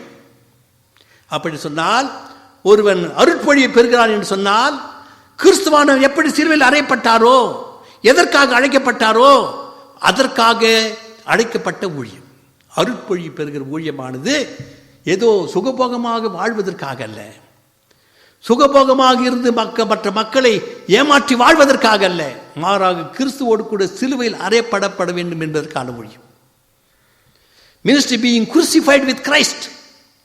கிறிஸ்துவின் ஊழியக்காரனாக இருக்கப்பட வேண்டும் சொன்னால் சிலுவையிலே நாமும் கூட அறையப்பட வேண்டும் என்று நான் கேட்டுக்கொள்ள ஆசைப்படுகிற திருச்சபையாரே. இதற்கு அடையாளமாக பவுலுடைய ஊழியத்தை நாம் எடுத்துக்கொள்வோம். பவுலானவர் எத்தனையோ முறையிலே அதிகமாக படித்து படித்து படித்து பட்டம் பெற்ற ஒரு மனுஷன் என்று சொன்னால் மிகையாகாது. அப்பேற்பட்ட மனுஷனானவன் எல்லாவற்றையும் விட்டுவிட்டு ஆண்டவருக்கு நஷ்டமும் குப்பையுமாக எண்ணி ஆண்டுடைய ஊழியத்திலே இருந்தான் என்று சொன்னால் மிகையாக திருச்சபையாறு. பவுலுடைய ஊழியத்தை நீங்கள் எடுத்துக்கொள்வீர்களானால் அராஜகம் நிறைந்த ஒரு மனிதன். கிறிஸ்தவர்களை கண்டாலே அவர்களுக்கு பிடிக்காது. அவளை அழைத்து கொண்டு வந்து காவலை அடித்து அவளை கொலை செய்த மனுஷன். முதலாவதாக ஒரு வாலிபன் ஒரு ஊழியக்காரனை கொலை செய்வதற்கு தூண்டின மனுஷன் யார் என்று சொன்னால் அது பவுல் என்று சொன்னால் மிகையாகாது. ஸ்தேவான் அவன் ஊழியம் செய்கிற பொழுது கல்லெறியப்பட வேண்டும் எவன் என்று சொல்லி அவனை கல்லெறிந்து கொண்ட ஒரு மனுஷன் யார் சொன்னால் அது பவுல் தான். ஆனால் அப்பேற்பட்ட மனுஷனையும் கூட ஆண்டவர் தெரிந்து கொண்டார். நீ ஸ்தேவானை கல்லெறிந்து கொண்டாலும் சரி, நீ என் தாசன், நான் உன்னை தெரிந்து கொண்டேன் என்று சொல்லி ஆண்டவர் அவனை தமஸ்குக்கு வழியில் செல்லுகிற பொழுது ஆண்டவனை தெரிந்து கொண்டார் அல்லவா? அன்றைய நாள் முதற்கொண்டு என் ஆண்டவரை நான் கண்டு கொண்டேன், அவருக்கு மட்டுமே நான் ஊழியம் செய்வேன் என்று சொல்லி தனக்கு இருந்த எல்லா விதமான அதிகாரங்களையும் அந்தஸ்துகளையும் விட்டெறிந்து ஊழியத்துக்கு வந்தான். பவுலுக்கு ரோமாபுரியிலே அதிகாரம் இருந்தது, யூத குலத்திலே அதிகாரம் இருந்தது, எல்லா இடங்களிலும் அரசாங்கத்திலும் அவனுக்கு அதிகாரம் இருந்தும் கூட கிறிஸ்துவுக்காக அவள் எல்லாவற்றையும் நஷ்டமும் குப்பையும் என்று சொல்லி உதறிவிட்டு வந்த மனுஷன். பவுலுடைய சரித்திரத்தை நீங்கள் படித்து பாருங்கள். இந்த ஊழியத்தை செய்கிற பொழுதெல்லாம் என்னென்ன கஷ்டங்களை அனுபவித்தான், என்னென்ன துன்பங்களை அனுபவித்தான். கோட்டையில் இருந்து ஒரு கூடையிலே இறக்கி விட்டார்கள் அல்லவா? படகிலே செல்லுகிற பொழுது படகு கவிழ்ந்து போனதல்லவா? அமர்ந்திருந்து மற்றவர்கள் போதனை பண்ணுகிற பொழுதெல்லாம் பாம்பினால் கடிக்கப்பட்டவன் அல்லவா? காவலில் எத்தனை முறை அவன் வைக்கப்பட்டான், எத்தனை முறை மக்களால் துப்பப்பட்டான், எத்தனை முறை அவனால் காயப்பட்டான். இவள் எல்லாவற்றும் யாருக்காக? கிறிஸ்துவை அறிந்து கொண்ட மேன்மைக்காக.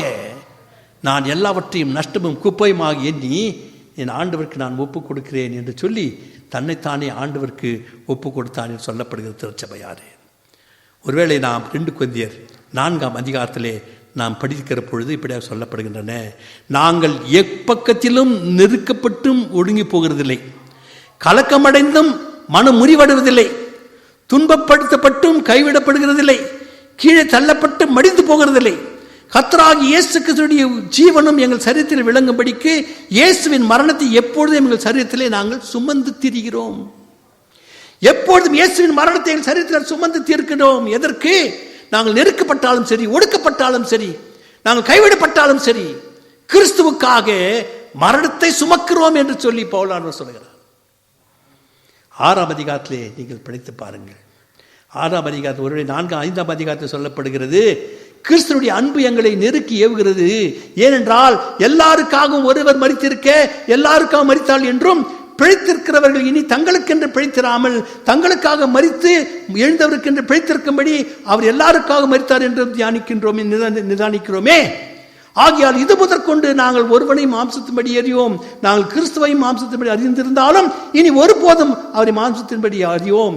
இப்படி இருக்க ஒருவன் கிறிஸ்துவுக்குள் இருந்தால் புதிய சிருஷ்டியாயிருக்கிறான், பழவிகள் எல்லாம் ஒழிந்து போயின, இவையெல்லாம் தேவனாலே உண்டாயிருக்கிறது. அவர் இயேசு கிறிஸ்துவை கொண்டு தம்மை தேவனோடு ஒப்புரவாக்கி ஊழியத்தை எங்களுக்கு ஒப்பு கொடுத்தார்.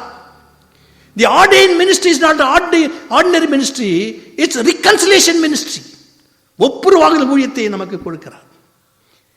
அது ஏனெனில் தேவன் உலகத்தினுடைய பாவங்களை எண்ணாமல் கிறிஸ்துவுக்குள் தங்களை தமக்கு ஒப்புரவாக்கி உபதேசம் எங்களுக்கு ஒப்பு கொடுத்தார். ஆனபடினாலே தேவனானவர் எங்களை கொண்டு புத்தி சொல்லுகிறது போல நாங்கள் கிறிஸ்துவுக்காக ஸ்தானாதிபதிகளாக இருந்து தேவனோடு ஒப்புரவாகுங்கள் என்று கிறிஸ்து மீது உங்களை வேண்டிக் கொள்கிறேன்.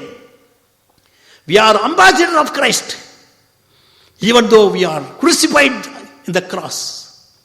எப்படி எங்களுடைய நிந்தனைகளையும் எங்களுடைய அவமானங்களையும் எங்களுடைய துன்புறுத்தலையும் காவல் வைக்கப்பட்டதிலிருந்து நாங்கள் கிறிஸ்துவை பிரசங்கிக்கின்றோம். இதுதான் அருட்பழி பெற்ற ஊழியமே. கிறிஸ்துவின் காயங்களைப் போல மற்றவர்கள் அருட்பழி பெற்ற மக்கள் கிறிஸ்துவுக்காக ஸ்தானாதிபதிகளாக அவர் ஊழியம் செய்யப்பட வேண்டும். அப்படி செய்கிற பொழுது ஆண்டவர் அவளை ஆசீர்வதிக்கிறார் என்று சொன்னால் மிகையாகாது. எனவே திருச்சபையாரே, இந்த அருட்பொழி பெற்ற ஊழியமானது ஏதோ மற்றவர்களை ஆண்டவர் ஆசீர்வதிக்கப்பட வேண்டும் என்று சொல்லி சொல்லி சொல்லி சொல்லி ஏமாற்றுகிற ஊழியம் கிடையாது. மாறாக உண்மையை சொல்லப்பட வேண்டும் என்று சொல்லுகிற ஊழியம். அநியாயம் செய்கிறார்கள் என்று சொல்லி கண்டிப்பு கண்டிப்பாக இருக்கிறது என்று சொல்லி செய்யப்பட்ட ஊழியம். எனவே ஆண்டவர் இன்றையும் என்னையும் திருச்சபையிலே மற்ற வேலைகளைப் போல இந்த அருட்பொழி பெற்ற ஊழியம் வித்தியாசமானது. எனவே இந்த ஊழியமானது கனமுள்ளது. எனவே இந்த கனமுள்ள ஊழியத்துக்கு உங்களுடைய குடும்பங்கள் பிள்ளைகளை நீங்கள் ஒப்புக் கொடுக்கப்பட வேண்டும் என்று நான் கேட்டுக்கொள்ள ஆசைப்படுகிறேன். கடினம் தான், அவமானம் தான். திருச்சபையில் இருக்கிற ஆயிரம் எல்லாருக்கும் அவமானம் தான். ஆனால் கூட அந்த அவமானத்தின் மத்தியிலே நீ நீதி நிலையை நாட்டுவாயனால், நியாயத்துக்காக நிற்பாயனால் ஆண்டவர் உன்னை வாளாக்காமல் உன்னை தலையாக்குவார். எப்படி? உன்னை நீ ஆண்டவருக்கு ஒப்புக் கொடுக்கிற பொழுது. கடைசியாக ஒன்று சொல்லி முடிக்க ஆசைப்படுகிறது. அது என்னவென்று சொன்னால், என் ஆடுகளை மேய்ப்பாயாக. திருச்சபையில் இருக்கிற ஆடுகளை மேய்ப்பது, ஆடுகள் என்று சொல்லும் போது ஏதோ மந்த கிடையாது. திருச்சபையில் இருக்கிற ஜனங்களை ஆண்டவரிடத்திலே வழி நடத்துவது. பழைய ஏற்பாட்டு காலத்திலே நாம் படிக்கின்றோம். ஒருவேளை நீங்கள் எசேக்கியேல் தீர்க்க புத்தகத்தில் படிப்பீர்களானால் ஏராளமான தீர்க்கதரிசிகள் தோன்றினார்கள். ஏராளமான தீர்க்கதரிசிகள் தோன்றி அவர்களுக்கு பணிகள் கொடுக்கப்பட்டது. என்ன பணி? இஸ்ரவேல் மக்களை காப்பாற்றுகிற பணி, இஸ்ரவேல் மக்களுக்கு போதித்து அவர்களை நல்ல வழியிலே நடத்துகிற பணி அவர்களுக்கு கொடுக்கப்பட்டது. ஆனால் 34ஆம் அதிகாரத்தை நீங்கள் படித்து பாருங்கள். கள்ள தீர்க்கதரிசிகள் தோன்றி, கள்ள போதகர்கள் தோன்றி ஆடுகளை மேய்க்காமல் ஆடுகளையே மேய்த்து விட்டார்கள். மீண்டுமாக நான் சொல்ல ஆசைப்படுகிறேன் திருச்சபையாரே, 34ஆம் அதிகாரத்தில் சொல்லப்படுகிறது.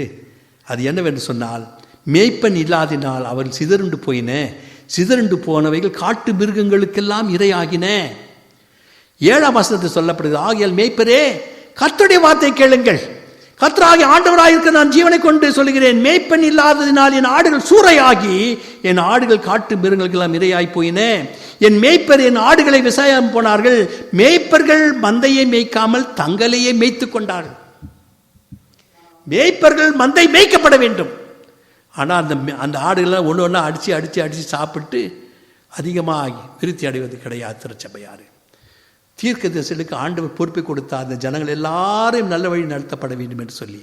ஆனால் பொய்யான தீர்க்கதரிசன வசனங்களை கொடுத்து அவளை ஏமாற்றி போட்டார்கள், அவளை மடங்கடிக்க செய்தார்கள். ஆனால் ஒரு நல்ல மேய்ப்பனுடைய பணி என்னவென்று சொன்னால் சொல்லப்படுகின்றது 34ஆம் அதிகாரம், எசேக்கியேல் 34ஆம் அதிகாரம் 15ஆம் வசனம் 16ஆம் வசனத்தை படிக்கிறேன். என் ஆடுகளை நான் மேய்த்து அவளை நான் மடக்குவேன் என்று கர்த்தர் ஆண்டவர் சொல்கிறார். நான் காணாமற் போனதை தேடி துரத்துண்டர்களை திருப்ப கொண்டு வந்து எலும்பு முறிந்ததை காயங்கட்டி நசல் கொண்டவளை திடப்படுத்துவேன். நியாயத்துக்கு தக்கதாய் அவளை மேய்த்து புஷ்டியும் பலமுள்ளவளை அழிப்பேன். வசனங்கள் நல்லா தியானிக்கப்பட வேண்டும். நியாயத்துக்கு தக்கதாய் அவளை மேய்த்து புஷ்டியும் பலமுள்ளவர்களை அடிப்பேன். எலும்பு முறிதை காயங்கட்டி நசல் கொண்டு திடப்படுத்துவேன். ஒரு ஆடு மேய்க்கிறவன் மேய்த்து கொண்டிருக்கிற பொழுது ஒரு ஆடுக்கு கால் உடைந்தது என்று சொன்னால் அதற்கு காயங்களை கட்டு போட வேண்டும். அதை தன்னுடைய தோளின் மீது சுமந்து வரப்பட வேண்டும். ஏன் சொன்னால் அவளை நடக்கப்பட முடியாது. புஷ்டியும் நிறைந்ததுமான ஆடுகளை குறித்து அவர் கவலைப்பட வேண்டிய அவசியம் கிடையாது. ஆனால் அவள் என்ன செய்தாள் என்று சொன்னால், நசல் கொண்ட ஆடுகளை, முறிந்து போன ஆடுகளை அவர்கள் கவலைப்படாமல் அவள் எல்லாவற்றையும் வெட்டி வீழ்த்தி அவர்கள் உண்டார்கள் என்று சொன்னால் மிகையாகாது. ஆகையால் தான் சொல்லப்படுகிறது, மேய்ப்பர்கள் ஆடுகளை மேய்க்காமல் தங்களை மேய்த்துக் கொண்டார்கள், தங்களை வளர்த்துக் கொண்டார்கள். கள்ளத்தீர்க்கதரிசிகள், கள்ள போதகர்கள். இப்படிப்பட்டவர்களை குறித்து ஆண்டவர் எச்சரிக்கிறார் திருச்சபையாரே, என் மந்தையே, கர்த்தராகிய ஆண்டவர் சொல்லி எதுவென்றால், இதோ ஆட்டுக்குட்டிக்கும் ஆடுகிடாக்களுக்கும் வெள்ளா கட்டிகளுக்கும் நான் நியாயம் தீர்ப்பேன். நீங்கள் நல்ல மேய்ச்சலை மேய்த்து உங்கள் மேய்ச்சல் மீது மீதியானதை உங்கள் கால்களால் மிதிக்கலாமா? தெளிந்த தண்ணீரை குடித்து மீதியா இருக்க உங்கள் கால்களில் குழப்பி போடலாமா? என் ஆடுகள் உங்கள் கால்களால் மிதிக்கப்பட்டதை மேயவும் உங்கள் கால்களால் குழப்பப்பட்டு கொடுக்கும் சாகு வேண்டுமோ? நல்லவைகளை உங்கள் ஆடுகளுக்கு கொடுத்து அவைகளை வளருங்கள். ஆகினால் திருச்சபையின் ஊழியமானது திருச்சபை மக்களை ஆண்டுடைய சத்தியத்துக்குள்ளாக வளர்ப்பது, ஆண்டவருடைய கிருபையால் வளர்ப்பது, ஆவிக்குரிய ஜீவியத்திலே அவளை வளர்ப்பது தான் திருச்சபையின் ஆளுடைய நோக்கமாக இருக்கப்பட வேண்டும் என்று நான் கேட்டுக்கொள்ள ஆசைப்படுகிறேன். கடைசியாக நாம் வாசிக்கேட்ட நற்செய்தி பகுதியிலே இப்படியாக சொல்லப்படுது திருச்சபையார். அது என்னவென்று சொன்னால் 21ஆம் அதிகாரத்திலே கடைசி பாகத்திலே ஆண்டவர் பேதுரோடு கூட சம்பாஷிக்கின்ற ஒரு பாகம். அது என்னவென்று சொன்னால், ஆண்டவராக இயேசு கிறிஸ்துவானவர் மரித்து அடக்கம் பண்ணப்பட்டு உயிரோடு எழுந்து மற்ற சீஷர்களுக்கு தன்னைத்தானே வெளிப்படுத்தினார் அல்லவா?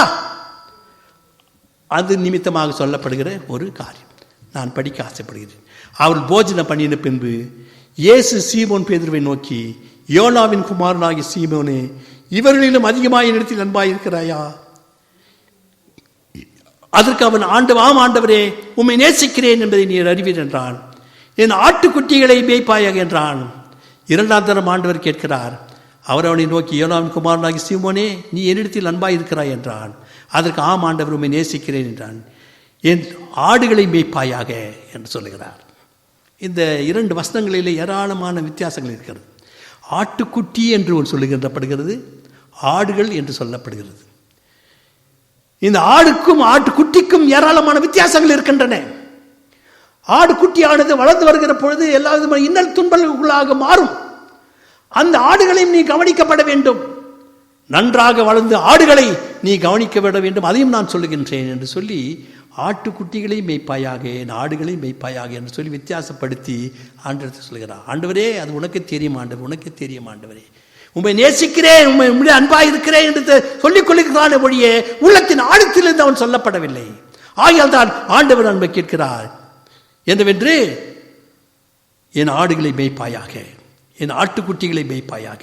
2ஆம் தரம் கேட்கின்றார், நீ என்னிடத்தில் அன்பாக இருக்கிறாயா என்று கேட்டார். அதுக்கு ஆண்டவரே, நீரே உம்மை நேசிக்கிறேன் என்பதை நீர் அறிவீர் என்றான். என் ஆடுகளை மேய்ப்பாயாக என்று 3ஆம் தரம் அவனை நோக்கி கேட்ட பொழுது அவன் மனம் கசந்து அழுகின்றான். திருச்சபையாரே, 17ஆம் வசனம் 3ஆம் தரம் அவனை நோக்கி, யோனாவின் குமாரனாகி சீமோனே, என்னை நேசிக்கிறாய் என்றார். என்னை நேசிக்கிறாய் என்று 3ஆம் தரம் தன்னை கேட்டபடி நான் பேதுரு துக்கப்பட்டு, ஆண்டவரே, எல்லாவற்றையும் அறிந்திருக்கிறேன், நான் உம்மை நேசிக்கிறேன் என்பதை நீர் அறிவீர், என் ஆடுகளை மேய்ப்பாயாக என்றார். அப்பொழுது 18ஆம் வசனம் சொல்லுகிறார், நீ இள வயதாக இருக்கும்பொழுது உன்னை நீ அறை கட்டி கொண்டு உனக்கு இஷ்டமான இடங்களை திரிந்தாய். நீ முதிர் வயதாகும் பொழுது உன் கைகளை நீட்டுவாய், வேறொருவன் உன் அறை கட்டி உனக்கு இஷ்டமில்லாத இடத்துக்கு உன்னை கொண்டு போவான் என்று மெய்யாகவே சொல்கிறேன். இன்றைக்கு நீ வாலிபனாய் இருக்கிறாய், உனக்கு மிகவும் துடுப்பு இருக்கிறது, சக்தி இருக்கிறது, யார் உன்னை அசைக்கப்பட முடியாது, நீதான் தலைவன் என்று சொன்னால், உனக்கு அதிகமாக வயது இருக்கிறது, வயது நிறைந்த ஒரு மனுஷன் சொன்னால் மிகையாகாது, நீ அதிகமாக பலமுள்ள மனிதனாய் இருக்கின்றாய். ஆனால் நீ வயதாகின்ற பொழுது வேறொரு உனக்கு அறை கட்டுவான், நீ கையை நீட்டுவாய், நீ கையை நீட்டும்போது உன்னை கையை கட்டுவான், உன்னை மரணத்துக்கு ஒப்பு கொடுப்பான். இப்படியாக ஆண்டவர் சொல்லி 19ஆம் வசனம் சொல்கிறார், இன்ன விதமான மரணத்தினாலே அவன் தேவனை மகிமைப்படுத்த போகிறான் என்பதை குறிக்கும்படியாக இப்படி சொன்னார். அவர் இதை சொல்லி பின்பு அவனை நோக்கி என்னை பின்பற்றி வா என்று சொன்னார். Ordained ministry is not ordained ministry. It's a ministry of suffering. It's a ministry of suffering. It's a ministry of suffering. திருச்சபையாரே, பேதுரு என்கின்ற மனுஷன் சாதாரணமான ஊழியம் என்று யோசித்தான். ஆனால் அவனுக்கு தெரியாது, இன்ன விதமாக மரிக்கப் போகிறேன் என்று தெரியாது. ஆனால் ஆண்டவர் அதுக்கு முன்னதாகவே சொல்கிறார், அப்பேற்பட்ட சமயத்திலும் கூட என்னை நேசிப்பாயா, என்னை நேசிப்பாயா என்று கேட்கிறார். ஆண்டவர் உமக்கு தெரியும் என்று அவன் சொல்லுகின்றான். திருச்சபையாரே, சரித்திரத்தை நீங்கள் படித்து பாருங்கள். பேதுருடைய வாழ்க்கையானது வித்தியாசமாக மாறிப்போனது. பேதுருடைய வாழ்க்கையானது உண்மையாகவே இரத்த சாட்சியாக மரிக்கிற ஒரு மரணத்துக்குள்ளாக மாறி போனான். திருச்சபையாரே, இளவயதாக இருக்கும் பொழுது எல்லா இடத்திலும் சிரிந்தான், ஆண்டவருடைய வசனத்தை போதித்தான், அநேக மக்களை திருச்சபையில் சேர்த்து கொண்டான். ஆனால் வயது ஆக ஆக ஆக ஆக அதிகமாக அவனுக்கு துன்பங்கள் நேரிடப்பட்டன. ரோமாபுரியிலே அதிகமாக துன்பம் ஏற்பட்டது. அவன் மரணத்துக்குள்ளாகப்பட வேண்டும் என்று ஒரு நியாமனம் கொடுக்கப்பட்டது. பேதுரு ரோமாவிலே சென்று ஏராளமான திருச்சபைகளை ஸ்தாபித்தான். அது ஸ்தாபித்தனுடைய நோக்கம் என்ன நிறைவேற்ற தெரியுமா? மரணம். கடைசியாக சரித்திரத்தை சொல்லி முடிக்க ஆசைப்படுகிற திருச்சபையாரே, பேதுரு என்கிற மனுஷன் ரோமபுரியில் ஏராளமான திருச்சபைகளை ஸ்தாபித்தான். ஏராளமான திருச்சபையில் ஸ்தாபித்த மாத்திரத்தில் ரோம அரசாங்கமே மிரண்டு போனது. ஏன்னு சொன்னால் இந்த பேதுரு நிமித்தமாக ரோமாபுரி மூலியமாக திருச்சபையாக மாறிவிடுமே என்று சொல்லி பயந்து போனார்கள். ஆகினால் ரோமபுரியில் இருக்கிற அரசன் என்ன செய்தான் சொன்னால், பேதுருவை அழைத்து அவனை தலை சிரசேதம் பண்ணப்பட வேண்டும் என்று சொல்லி ஆணை பிறப்பித்தான். திருச்சபையில் இருக்கிற எல்லா மக்களும் பயந்து போனார்கள். இன்றைய நாளிலே ஒருவேளை இந்த மாதத்திலோ பேதுருடைய தலை துண்டிக்கப்பட போகிறதே என்று சொல்லி பயந்தார்கள். பேதுருவை அழைத்து சொன்னார்கள், சீக்கிரமாய் இந்த ரோம நகரை விட்டுவிட்டு எருசலேமுக்கு ஓடி போய்விடு. ஒருவேளை நீங்கள் இருப்பாயினால் உன்னுடைய தலை சிரசேதம் பண்ணப்படும். ஆகினால் ரோமபுரியில் இருக்காதே, ஊழியம் செய்யாதே, திருச்சபை ஸ்தாபிக்காதே என்றெல்லாம் சொல்லி ஜனங்கள் அவர்களுக்கு அறிவுறுத்தி செய்தார். ஆனாலும் கூட ஆண்டவர் என்னை கேட்டுக்கொண்டார் அல்லவா, என் ஆடுகளை மேய்ப்பாயாக. அன்றைக்கு நாளே சொன்னார் அல்லவா, நீ இளவயதாக இருக்கும்பொழுது இஷ்டமான இடங்களில் திரிவாய், நீ முதிர் வயதுள்ள ஆகும்பொழுது உன் கையை நீட்டுவாய், இன்னொருவன் உன் அறை கட்டுவான் என்று சொன்னார் அல்லவா. ஞாபகம் வந்து கொண்டே இருக்கிறது. எனவே நான் ஊழியம் செய்தான் சாகப்பட வேண்டும், இந்த ஊழியத்தை செய்தான் இந்த இடத்தில் நான் இரத்த சாட்சியாக மறிக்கப்பட வேண்டும் என்பதற்காக ரோமபுரியில இருந்து நான் சாகப்பட வேண்டும் என்று அவன் கங்காசனம் கட்டினான். ஏராளமான திருச்சபைகளை ஸ்தாபித்தான். ரோமன் நகர் முழுமையாக திருச்சபையாக மாறினது. மிரண்டு போனார்கள். அரசாங்கம் மிரண்டு போனது. கடைசியாக அரசு சொல்லிவிட்டான், இன்று ராத்திரியிலே பேதுருடைய தலை சிரசேதம் பண்ணப்பட வேண்டும், அவனை கைது செய்யுங்கள் என்று சொல்லி ஆணை பிறப்பித்தார். மீண்டுமாக திருச்சபை மக்கள் எல்லாரும் சேர்ந்து பேதுருவிடத்தில் வந்து வேண்டிக் கொண்டார்கள், தயவு செய்து இந்த இடத்தை விட்டுவிட்டு இந்த ரோம நகரை விட்டுவிட்டு எருசலேமுக்கு ஓடிப்போம் என்று சொன்னார்கள். திருச்சபையாரே சற்று அவன் தளர்ந்து போனான். பேதுரு சற்று தளர்ந்து போனான். இன்றைய ராத்திரியே நான் இருந்தால் என்னுடைய தலை சிரசேதம் பண்ணுவாடுவார்கள், என்னுடைய தலையா அல்லது என் ஆட்டுக்குட்டிகளை மேய்ப்பாயாக என்று கேட்டார். ஆண்டவரா தலையா ஆண்டவரா என்கின்ற ஒரு குழப்பத்துக்குள்ளாக வருகிற பொழுது அவன் தலையை யோசித்தான், நான் வாழப்பட வேண்டும் என்று யோசித்தான். ஆகையினால் இரவிலேயே ரோமபுரி இருக்கிற திருச்சபை மக்கள் எல்லாருமாக சேர்ந்து பேதுருவை ரோமபுரியினுடைய தலைநகருடைய வாசற் கதவிடையே கொண்டு வந்தார்கள். இந்த கேட் ஆஃப் ரோம் என்று சொல்லுகிறோம் அல்லவா, அந்த இடத்துல கொண்டு வந்து எருசலேமுக்கு அவனை வழி அனுப்பினார். இரவோடு இரவாக அதிகமாக இருட்டு கொண்டே இருக்கின்றன. பேதுருவானவன் முக்காடிட்டு அவன் ரோம நகரை விட்டு எருசலேமுக்காக நோக்கி போகிற பொழுது ஒரு சத்தம் வருகிறது, பேதுருவே பேதுருவே எங்கே போகிறாய்? அவனுக்கு தெரியவில்லை, யாரோ கூப்பிடுறாள், ஒரு சத்தம் கேட்குது, அவ்வளவுதான். பின்னால் முன்னால் பார்க்க யாருமே கிடையாது. பேதுருவே பேதுருவே எங்கே போகிறாய்? அவனுக்கு ஒரு ஞாபகம் வந்தது, ஒருவேளை ஆண்டவர் தானே அழைக்கிறாரோ என்று. ஆண்டவரே, என்னுடைய தலை சிரசேதம் பண்ண போகிறார்கள், தன்னைத்தானே நான் மாய்த்துக் கொள்வதற்காக அல்ல, என் உயிரை காப்பாற்றிக் கொள்வதற்காக, என் தலையை காப்பாற்றிக் கொள்வதற்காக நான் எருசலேம் போகிறேன். ஆனால் ஆண்டவர் சொல்கிறார், பேதுருவே என் ஆட்டுக்குட்டிகளை மேய்ப்பாயாக. பேதுருவே என்னை நேசிக்கிறாயா, என்னை நேசிக்கிறாயா என்கின்ற கேள்வி அவனுக்குள்ளாக வருகிற பொழுது அவன் அங்கே அந்த இடத்திலே முழங்கால் பிடித்து, ஆண்டவரே என்னை மன்னியும் ஆண்டவரே என்று சொல்லி ஆண்டவரிடத்திலே மன்னிப்பு கேட்டுக்கொண்டு, தான் உயிர் போனாலும் சரி மீண்டுமாக என் ஆண்டவருக்கு நான் ஊழியம் செய்வேன், என் திருச்சபையை நான் காப்பாற்றுவேன், என் திருச்சபை நான் பாடுபடுவேன், அதற்காக மீண்டுமாக ரோமபுரிக்கு சென்று திருச்சபையின் ஊழியத்தை நான் செய்வேன் என்று சொல்லி இரவோடு இரவாக மீண்டுமாக ரோமபுரிக்குள்ளாக வந்து சேர்ந்தான்.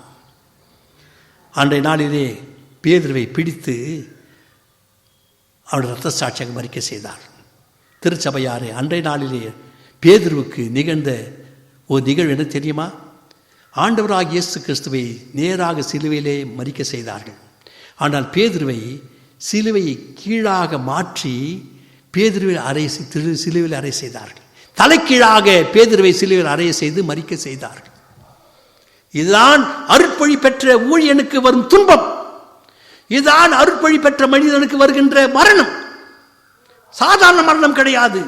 மாறாக ஆண்டவருக்கு பதிலாக இரட்டிப்பாக ஒருவேளை அவனுக்கு தண்டனை கொடுத்து மாற்றுகின்ற ஒரு மரணம்.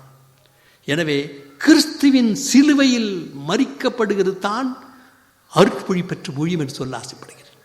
திருச்சபையார் பேதுரு மரித்தான். இன்றைய நாள் வரைக்கும் ரோம் நகரத்திலே அவருடைய பெயர் பேசப்படுகிறது. மரித்தான், பேசுகின்றான். மரித்தான், திருச்சபை வளர்ந்தது. உலகம் முழுமையாக திருச்சபையில் ஏற்படுத்தப்பட்ட திருச்சபையாரே. The first succession of Pope succession is பேதுரு. முதலாவதாக பிரதம பேரராக போப்பாக ஏற்பட்ட மனுஷன் யார் என்று சொன்னால் அவன் பேதுரு என்று சொன்னால் மிகையாக.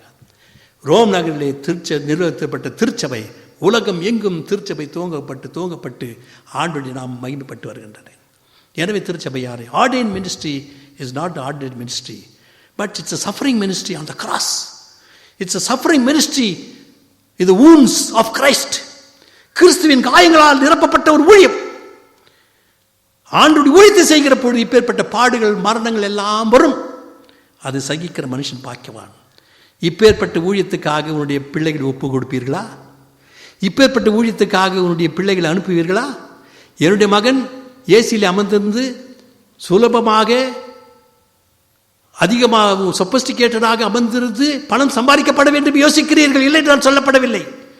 ஆனால் இப்பேற்பட்ட மரணத்தை எடுத்துக்கொண்டு ஆண்டுடைய ஊழியம் செய்யப்பட வேண்டும் என்பதற்காக உங்களுடைய பிள்ளைகள் அழைப்பீர்களோ? பேதுரு மரித்தான், இன்றும் பேசுகிறான். கிரஹாம் ஸ்டெயின்ஸ் மரித்தான், இன்னும் பேசுகிறார்கள். நம்முடைய பிள்ளைகள் மரித்தால் யாரும் பேச மாட்டான். 1 வருஷம் 2 வருஷம் பேசுவான், அதோடு முடிஞ்சு போயிடும் வாழ்க்கை, சரித்திரம் முடிந்து போய்விடும். அது ஊழியம் கிடையாது. மரித்தாலும் கூட சரி, அதன் வழியாக அவள் விதைக்கப்பட்டு செத்து நாரி அதன் வழியாக அநேக கதிர்கள் எழுப்பப்பட வேண்டும் அல்லவா? அதே வண்ணமாக நம்முடைய திருச்சபையில் இருக்கிற பிள்ளைகளும் கூட இப்பேற்பட்ட ஊழியத்துக்கு வரணும். யோசித்து பாருங்கள். நீ தாயின் கர்ப்பத்துக்கு பொழுது யோசித்து எத்தனையோ பேர் தாய்மார்கள் வேண்டிக் கொண்டிருக்கிறார்கள், ஆண்டவரே எனக்கு பிள்ளை இல்லை, ஆண்டவரே என்னை பிள்ளை கொடுத்தால் உனக்கு ஊழியத்துக்கு ஒப்பு கொடுப்பேன் என்று சொல்லி எத்தனை தாய்மார்கள் ஆண்டவரிடத்திலே நீங்கள் மன்றாடி இருப்பீர்கள். பிள்ளைகள் பெற்ற மாத்திரத்திலே உங்களுடைய ஒப்படைப்பு மறந்துட்டீர்களோ? அவன் எங்கேயோ போயிட்டுப்பான், ஊழியத்துக்கே கவலைப்பட்டுக்க மாட்டீங்க. ஆகையினால் இந்த கனமான ஊழியத்துக்கு வருகிறவன் யார்? கனமான ஊழியம் பாடுகள் நிறைந்த ஊழியம். அதற்கு ஆண்டவர் அழைக்கிறார். இந்த ஊழியம் கனமான ஊழியம், நியாயத்தை கண்டு உணர்த்துகிற ஊழியம். இந்த ஊழியம் பாடுகள் நிறைந்த ஊழியம். இப்பேற்பட்ட ஊழியத்தை நம்முடைய திருச்சபையிலே அநேக பிள்ளைகள் எடுத்துக்கொண்டு ஆண்டுடைய திருச்சபை வளர்க்கப்பட வேண்டும், அதற்காக அழைக்கப்படுகிறது. இப்பேற்பட்ட ஆசீர்வாதத்தை ஆண்டவர் தாமே கிருபை செய்வாராக. ஆமென். ஜெபம் செய்வோம். மகா இரக்கமுள்ள ஆண்டவரே, உம்முடைய கிருபையினால் இரக்கத்தினாலே எங்களுடைய திருச்சபையிலே பிள்ளைகளுக்கு ஆசீர்வாதத்தை கொடுத்திருக்கிறீர் சாமி. பிள்ளைகளை கொடுத்திருக்கிறீர், ஆண் பிள்ளைகளையும் பெண் பிள்ளைகளும் கொடுத்திருக்கிறார். உன்னதமான பணியிலே அமரப்பட வேண்டும் என்று சொல்லி நீர் அவர்கள் ஆசைப்படுகிறாள் சாமி. ஆனால் எங்களுடைய திருச்சபை மக்களும் உடைய ஊழியத்துக்காக பிள்ளைகளை ஒப்புக் கொடுக்கப்பட வேண்டும் என்பதற்கும் கூட முன் வரப்பட வேண்டும் என்று ஆண்டவரின் படத்திலே நாங்கள் மன்றாடுகிறோம். இந்த ஊழியமானது ஆண்டவரே ஒருவேளை காயமுள்ள ஊழியமாக இருக்கலாம். இந்த ஊழியமானது ஆண்டவரே கடினமான ஊழியமாக இருக்கலாம். அவளை எல்லாம் பொருட்படுத்தாதபடி என் ஆண்டவருக்கென்று ஊழியம் செய்வேன் என்று சொல்லி எல்லாவற்றையும் விட்டுவிட்டு தனக்கு இருந்த லாபமாக இருந்த அவைகளை எல்லாவற்றையும் குப்பையும் நஷ்டமுமாக எண்ணி இவைகளுக்கு நாங்கள் வருகிற பொழுது மரித்தாலும் நாங்கள் பேசுகிறோம் ஆண்டவரே. அப்பேற்பட்ட ஊழியத்தை என்னுடைய திருச்சபை மக்களுக்கு நீ தாமே தந்து ஆஸ்வதிக்க வேண்டுமா இரட்சகர் இயேசு நாமத்தில் வேண்டிக் கொள்கிறேன் பிதாவே. ஆமென். அன்புள்ள திருச்சபையாரே, உங்கள் யாவருக்கும் ஆண்டவராகிய இயேசு கிறிஸ்து நாமத்தினால் என் வாழ்த்துக்களை நான் தெரிவித்துக் கொள்கிறேன். மீண்டுமாக இந்த காணொலி காட்சி வழியாக உங்களை சந்திப்பதில் நான் பெருமகிழ்ச்சி அடைகின்றேன். அறிவிப்பாக நம்முடைய திருச்சபையிலே ஒருவேளை வருகின்ற வாரம் நம்முடைய திருச்சபையின் வழிபாடு துவங்கலாம் என்று நினைக்கின்றேன். அதற்குரிய விவரங்களை கூடி சீக்கிரத்திலே உங்களுக்கு நாம் தருவோம். அந்த விவரங்களை அறிந்த பிறகு நம்முடைய திருச்சபையிலே வழிபாடு நடைபெறும் என்று நான் உங்களுக்கு தெரிவித்துக் கொள்கிறேன். என்று சொன்னால் அரசாங்கத்திலிருந்து நமக்கு எந்த விதமான தகவலும் வரவில்லை, அத்தியட்ச தினத்திலும் டயசிஸிலிருந்து எந்த விதமான தகவலும் வரவில்லை. ஆகையினால் சற்று நேரம் நாம் பொறுத்திருந்து நாம் பார்க்கப்பட வேண்டும் என்று நான் கேட்டுக்கொள்ள ஆசைப்படுகிறேன். நம்முடைய திருச்சபையின் தேர்தலுக்கான அறிவிப்புகள், calendar of events.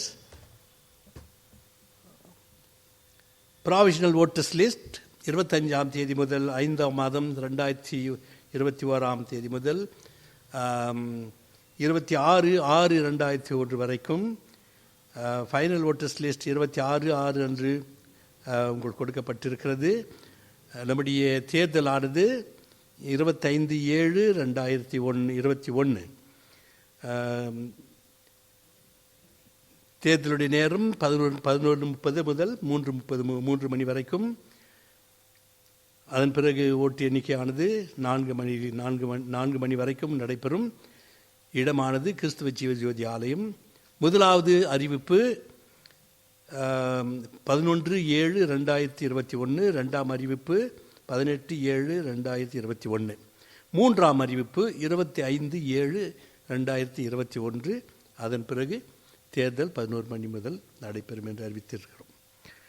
Date of issue of nomination form 17/7 5 மணி முதல் 7 மணி வரைக்கும். 18/7/21 முதல் 5 மணி முதல் 7 மணி வரைக்கும். Issuing of nomination forms. Filing of nomination form 19ஆம் தேதி 5 மணி முதல் 7 மணி வரைக்கும். அன்றைய நாளிலே ஸ்க்ரூட்டினைசிங் 19ஆம் தேதி 7 மணி 7ஆம் மாதம் 8ஆம் தேதி அன்று 8 மணி அளவிலே அது சரி செய்து பரிசீலனை செய்து போடப்படும். Date and time of election date of withdrawal of nomination 20/21/2021 5 மணி முதல் 7 மணி வரைக்கும். ஃபைனல் லிஸ்ட் ஆஃப் கேண்டிடேட் 21/7 8 மணிக்கு. 25ஆம் தேதி எலெக்ஷன். இப்படியாக நம்முடைய திருச்சபையிலே கால அட்டவணை கேலண்டர் ஆஃப் ஈவெண்ட்ஸ் கொடுக்கப்பட்டிருக்கிறது. ஆனால் கர்த்தருடைய கிருபை என்று சொல்லப்பட முடியாது, அல்லது மனுஷருடைய தயவு என்று சொல்லப்பட முடியாது. நம்முடைய திருச்சபையிலே இந்த வருடம் தேர்தல் இல்லாமல் போட்டியின்றி அவர்கள் தேர்ந்தெடுக்கப்பட்டிருக்கிறார்கள் என்பதை உங்களுக்கு தெரிவித்துக் கொள்ள நான் ஆசைப்படுகின்றேன். அநேகர் அதிலே போட்டியிருந்தார்கள். ஆனால் மனப்பூர்வமாக அல்ல, விட்டு கொடுத்து நான் தூர விலகி நிற்கிறேன், மற்றவர்கள் பணி செய்யட்டும் என்று சொல்லி ஏறக்குறைய 6 நபர்கள் தன்னுடைய நாமினேஷன் ஃபார்ம் வித்ட்ராவல் செய்து இந்த தேர்தலை திருச்சபையில் போட்டி இல்லாமல் அவர்களை தேர்ந்தெடுத்திருக்கிறார்கள். எனவே வித்ட்ராவல் செய்து மனப்பூர்வமாக அல்ல, அல்லது கட்டாயமாக அல்ல, மாறாக திருச்சபை வளரப்பட வேண்டும் என்கின்ற நோக்கத்தோடு அவர்கள் விட்டு கொடுத்து தன்னுடைய நாமினேஷன் ஃபார்ம் வித்ட்ராவல் செய்திருக்கிறார்கள். அது நிமித்தமாக 10 பேர் தேர்ந்தெடுக்கப்பட்டிருக்கிறார்கள். அவர்கள் போட்டியின்றி தேர்ந்தெடுக்கப்பட்டிருக்கிறார்கள் என்று நான் சொல்லிக்கொள்ள ஆசைப்படுகின்றேன். எனவே இன்றைய நாளிலே நம்முடைய திருச்சபையில் தேர்தல் இருக்காது. ஆகினால் தேர்ந்தெடுக்கப்பட்ட நபர்கள் அல்லது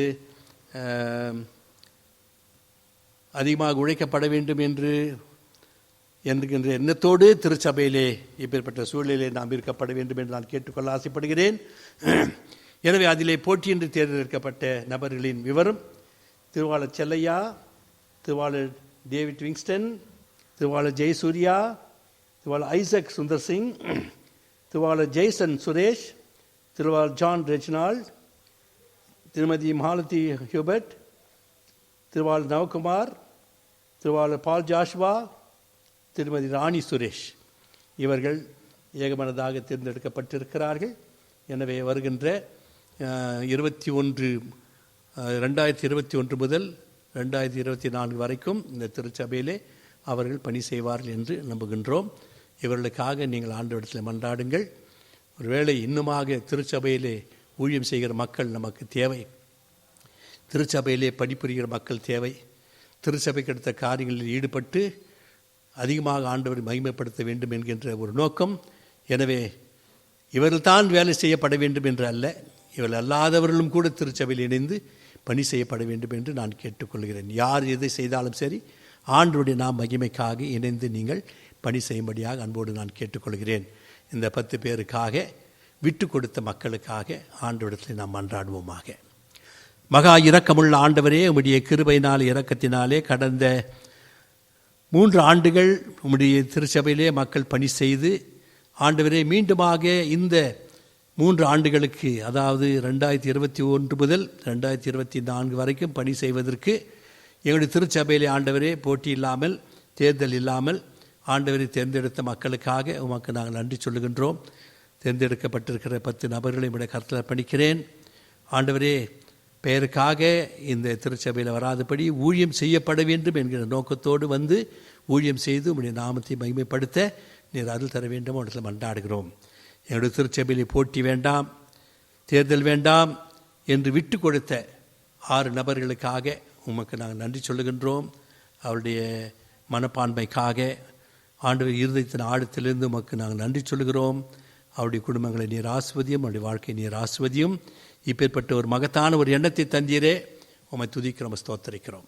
தொடர்ந்து ஆண்டவரே, அனைத்து மக்களும் இந்த திருச்சபையில் இணைந்து பணி செய்து உம்முடைய மகிமைக்காக உழைக்க நீதாமே இந்த வருடத்தில் இருக்கிற அனைத்து மக்களையும் நீர் ஆஸ்வதியும் சாமி. நன்மையினாலும் கிருபையினாலும் முடிசூட்டும் இரட்சகர் இயேசு நாமத்தில் வேண்டிக் கொள்கிறேன் பிதாவே, ஆமேன். தந்தை, மைந்தன், தூய ஆவியின் திருப்பெயராலே மீண்டுமாக இந்த மக்களுக்கு நான் வாழ்த்துக்களை நான் தெரிவித்துக் கொள்ள ஆசைப்படுகிறேன். ஆண்டோடைய நிறைவான ஆசீர்வாதம் இந்த குடும்பத்தின் மக்களோடு இருந்து என்றென்றும் அவர்களை ஆசீர்வதிப்பாராக. மீண்டுமாக அவருடைய ஊழியம் நம்முடைய திருச்சபைக்கு தேவை. அவர்களோடு மட்டுமல்ல, அவர்களோடு கூட இணைந்து அநேக மக்கள் ஊழியம் செய்யப்பட வேண்டும் என்று நான் கேட்டுக்கொண்டு, இன்னுமாக இந்த திருச்சபையிலே வருகின்ற 3 ஆண்டுகளுக்கு இவர்கள் பணி செய்வார்கள் என்பதை தெரிவித்துக் கொள்ள நான் ஆசைப்படுகிறேன். இரண்டாவதாக, நம்முடைய திருச்சபையிலே கடந்த ஏறக்குறைய 3 மாத 4 மாத காலமாக திருச்சபையில் வழிபாடு இல்லாத நிமித்தமாக அநேக உங்களுடைய காணிக்கைகளை நீங்கள் திருச்சபைக்கு அனுப்பவில்லை.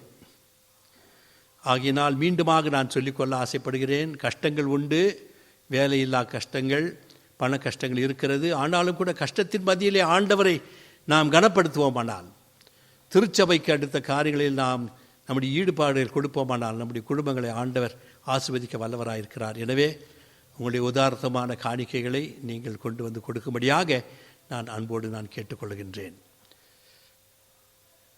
எல்லாவற்றுக்கும் மேலாக ஆண்டுடைய நிறைவான ஆசீர்வாதம் வருகிற வாரங்களிலே நம்முடைய குடும்பங்கள் இருக்க ஆண்டோடத்தில் மன்றாடுவோம். கடந்த வாரத்திலே நம்முடைய திருச்சபையின் சார்பாக வேக்சினேஷன் நாங்கள் அநேக மக்களுக்கு வாட்ஸ்அப் மூலியமாக அறிவித்தோம். ஒரு சிலர் அதை பயன்படுத்தி கொண்டார்கள், ஒரு சிலர் பயன்படுத்தப்படவில்லை. குறிப்பாக 45க்கு மேலாக வயதுக்கு மேலாக நாம் அதனுடைய ஈடுபாடு இல்லை. வருகிற காலங்களில் கூடுமானால் திருவாரூர் சூர்யா அவர்கள் வழியாக 45க்கு மேலாக, 45 வயதுக்கு மேலாக, 80 வயதுக்குள்ளாக, அதுக்கு மேலாக இருக்கிற மக்களுக்கு தடுப்பூசியை போடுவதற்கு நாம் ஏற்பாடு செய்வோம். இதற்காக நீங்கள் மன்றாடுங்கள். அன்றைய நாள் ஏறக்குரிய 50 விழுக்காடு மக்கள், 50% of our church people participated had vaccination. 50% மக்களாக மேலாக நம்முடைய திருச்சபை மக்கள் பயன்படுத்தி கொண்டார்கள். நம்முடைய அருகாமையில் இருக்கிற மக்களும் கூட அதிலே பயன்படுத்தி கொண்டார்கள். எனவே இதை ஒழுங்கு செய்த சூர்யா அவர்களுக்கும் வார்டு கவுன்சிலர் அவர்களுக்கும் நான் நன்றி சொல்ல நான் கடமைப்பட்டவனாக இருக்கின்றேன். எனவே ஆண்டு வருகிற காலங்களில் நம்முடைய திருச்சபையிலே எல்லா மக்களும் இந்த தடுப்பூசியை போட்டுக்கொண்டு தான் திருச்சபைக்குள்ளாக வரப்பட வேண்டும் என்கிற நியமனம் வந்துவிடும். ஆகையினால் தயவுசெய்து நீங்கள் உதாசீனப்படுத்தாதபடி, ஒருவேளை ஆலயத்தில் வந்து போடவில்லை என்றாலும் சரி, உங்களுடைய மருத்துவமனையில் சென்று நீங்கள் இந்த தடுப்பூசியை போட்டுக்கொண்டு நீங்கள் ஆலயத்தை வந்து அமர்ந்தால் உங்களை நீங்கள் காப்பாற்றிக் கொள்வீர்கள், உங்கள் அருகாமையில் இருக்கிற மக்களையும் காப்பாற்றுவீர்கள் என்பதற்கு சந்தேகமே கிடையாது. இப்பேற்பட்ட ஆசீர்வாதத்தை தர ஆண்டவர் தாமே கிருபை செய்வாராக. நம்முடைய வழிபாட்டுக்கு நிறைவாக நாம் யாவருமாக சேர்ந்து மங்கள கவியாக பரமண்டலத்தில் உள்ள வானோர் நீங்கள் பக்தியாய் இந்த பூமி எங்குமுள்ள மன்னோர் என்ற பாடலை நாம் சேர்ந்து பாடுவோமாக.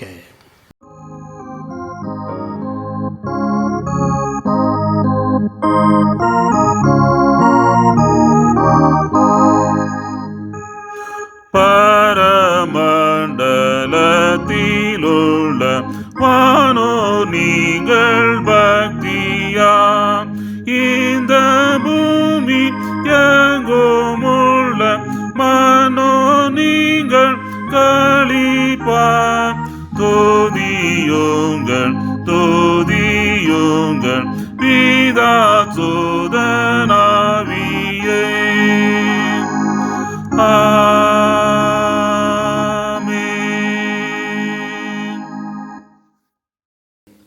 எல்லா புத்திக்கு மேலான தெய்வீக சமாதானம், சந்தோஷம், வேண்டுதல், பாதுகாவல் உங்களோடும் குடும்பங்களோடும் இன்றும் என்று சதா காலம் தங்கிலை திறப்பதாக.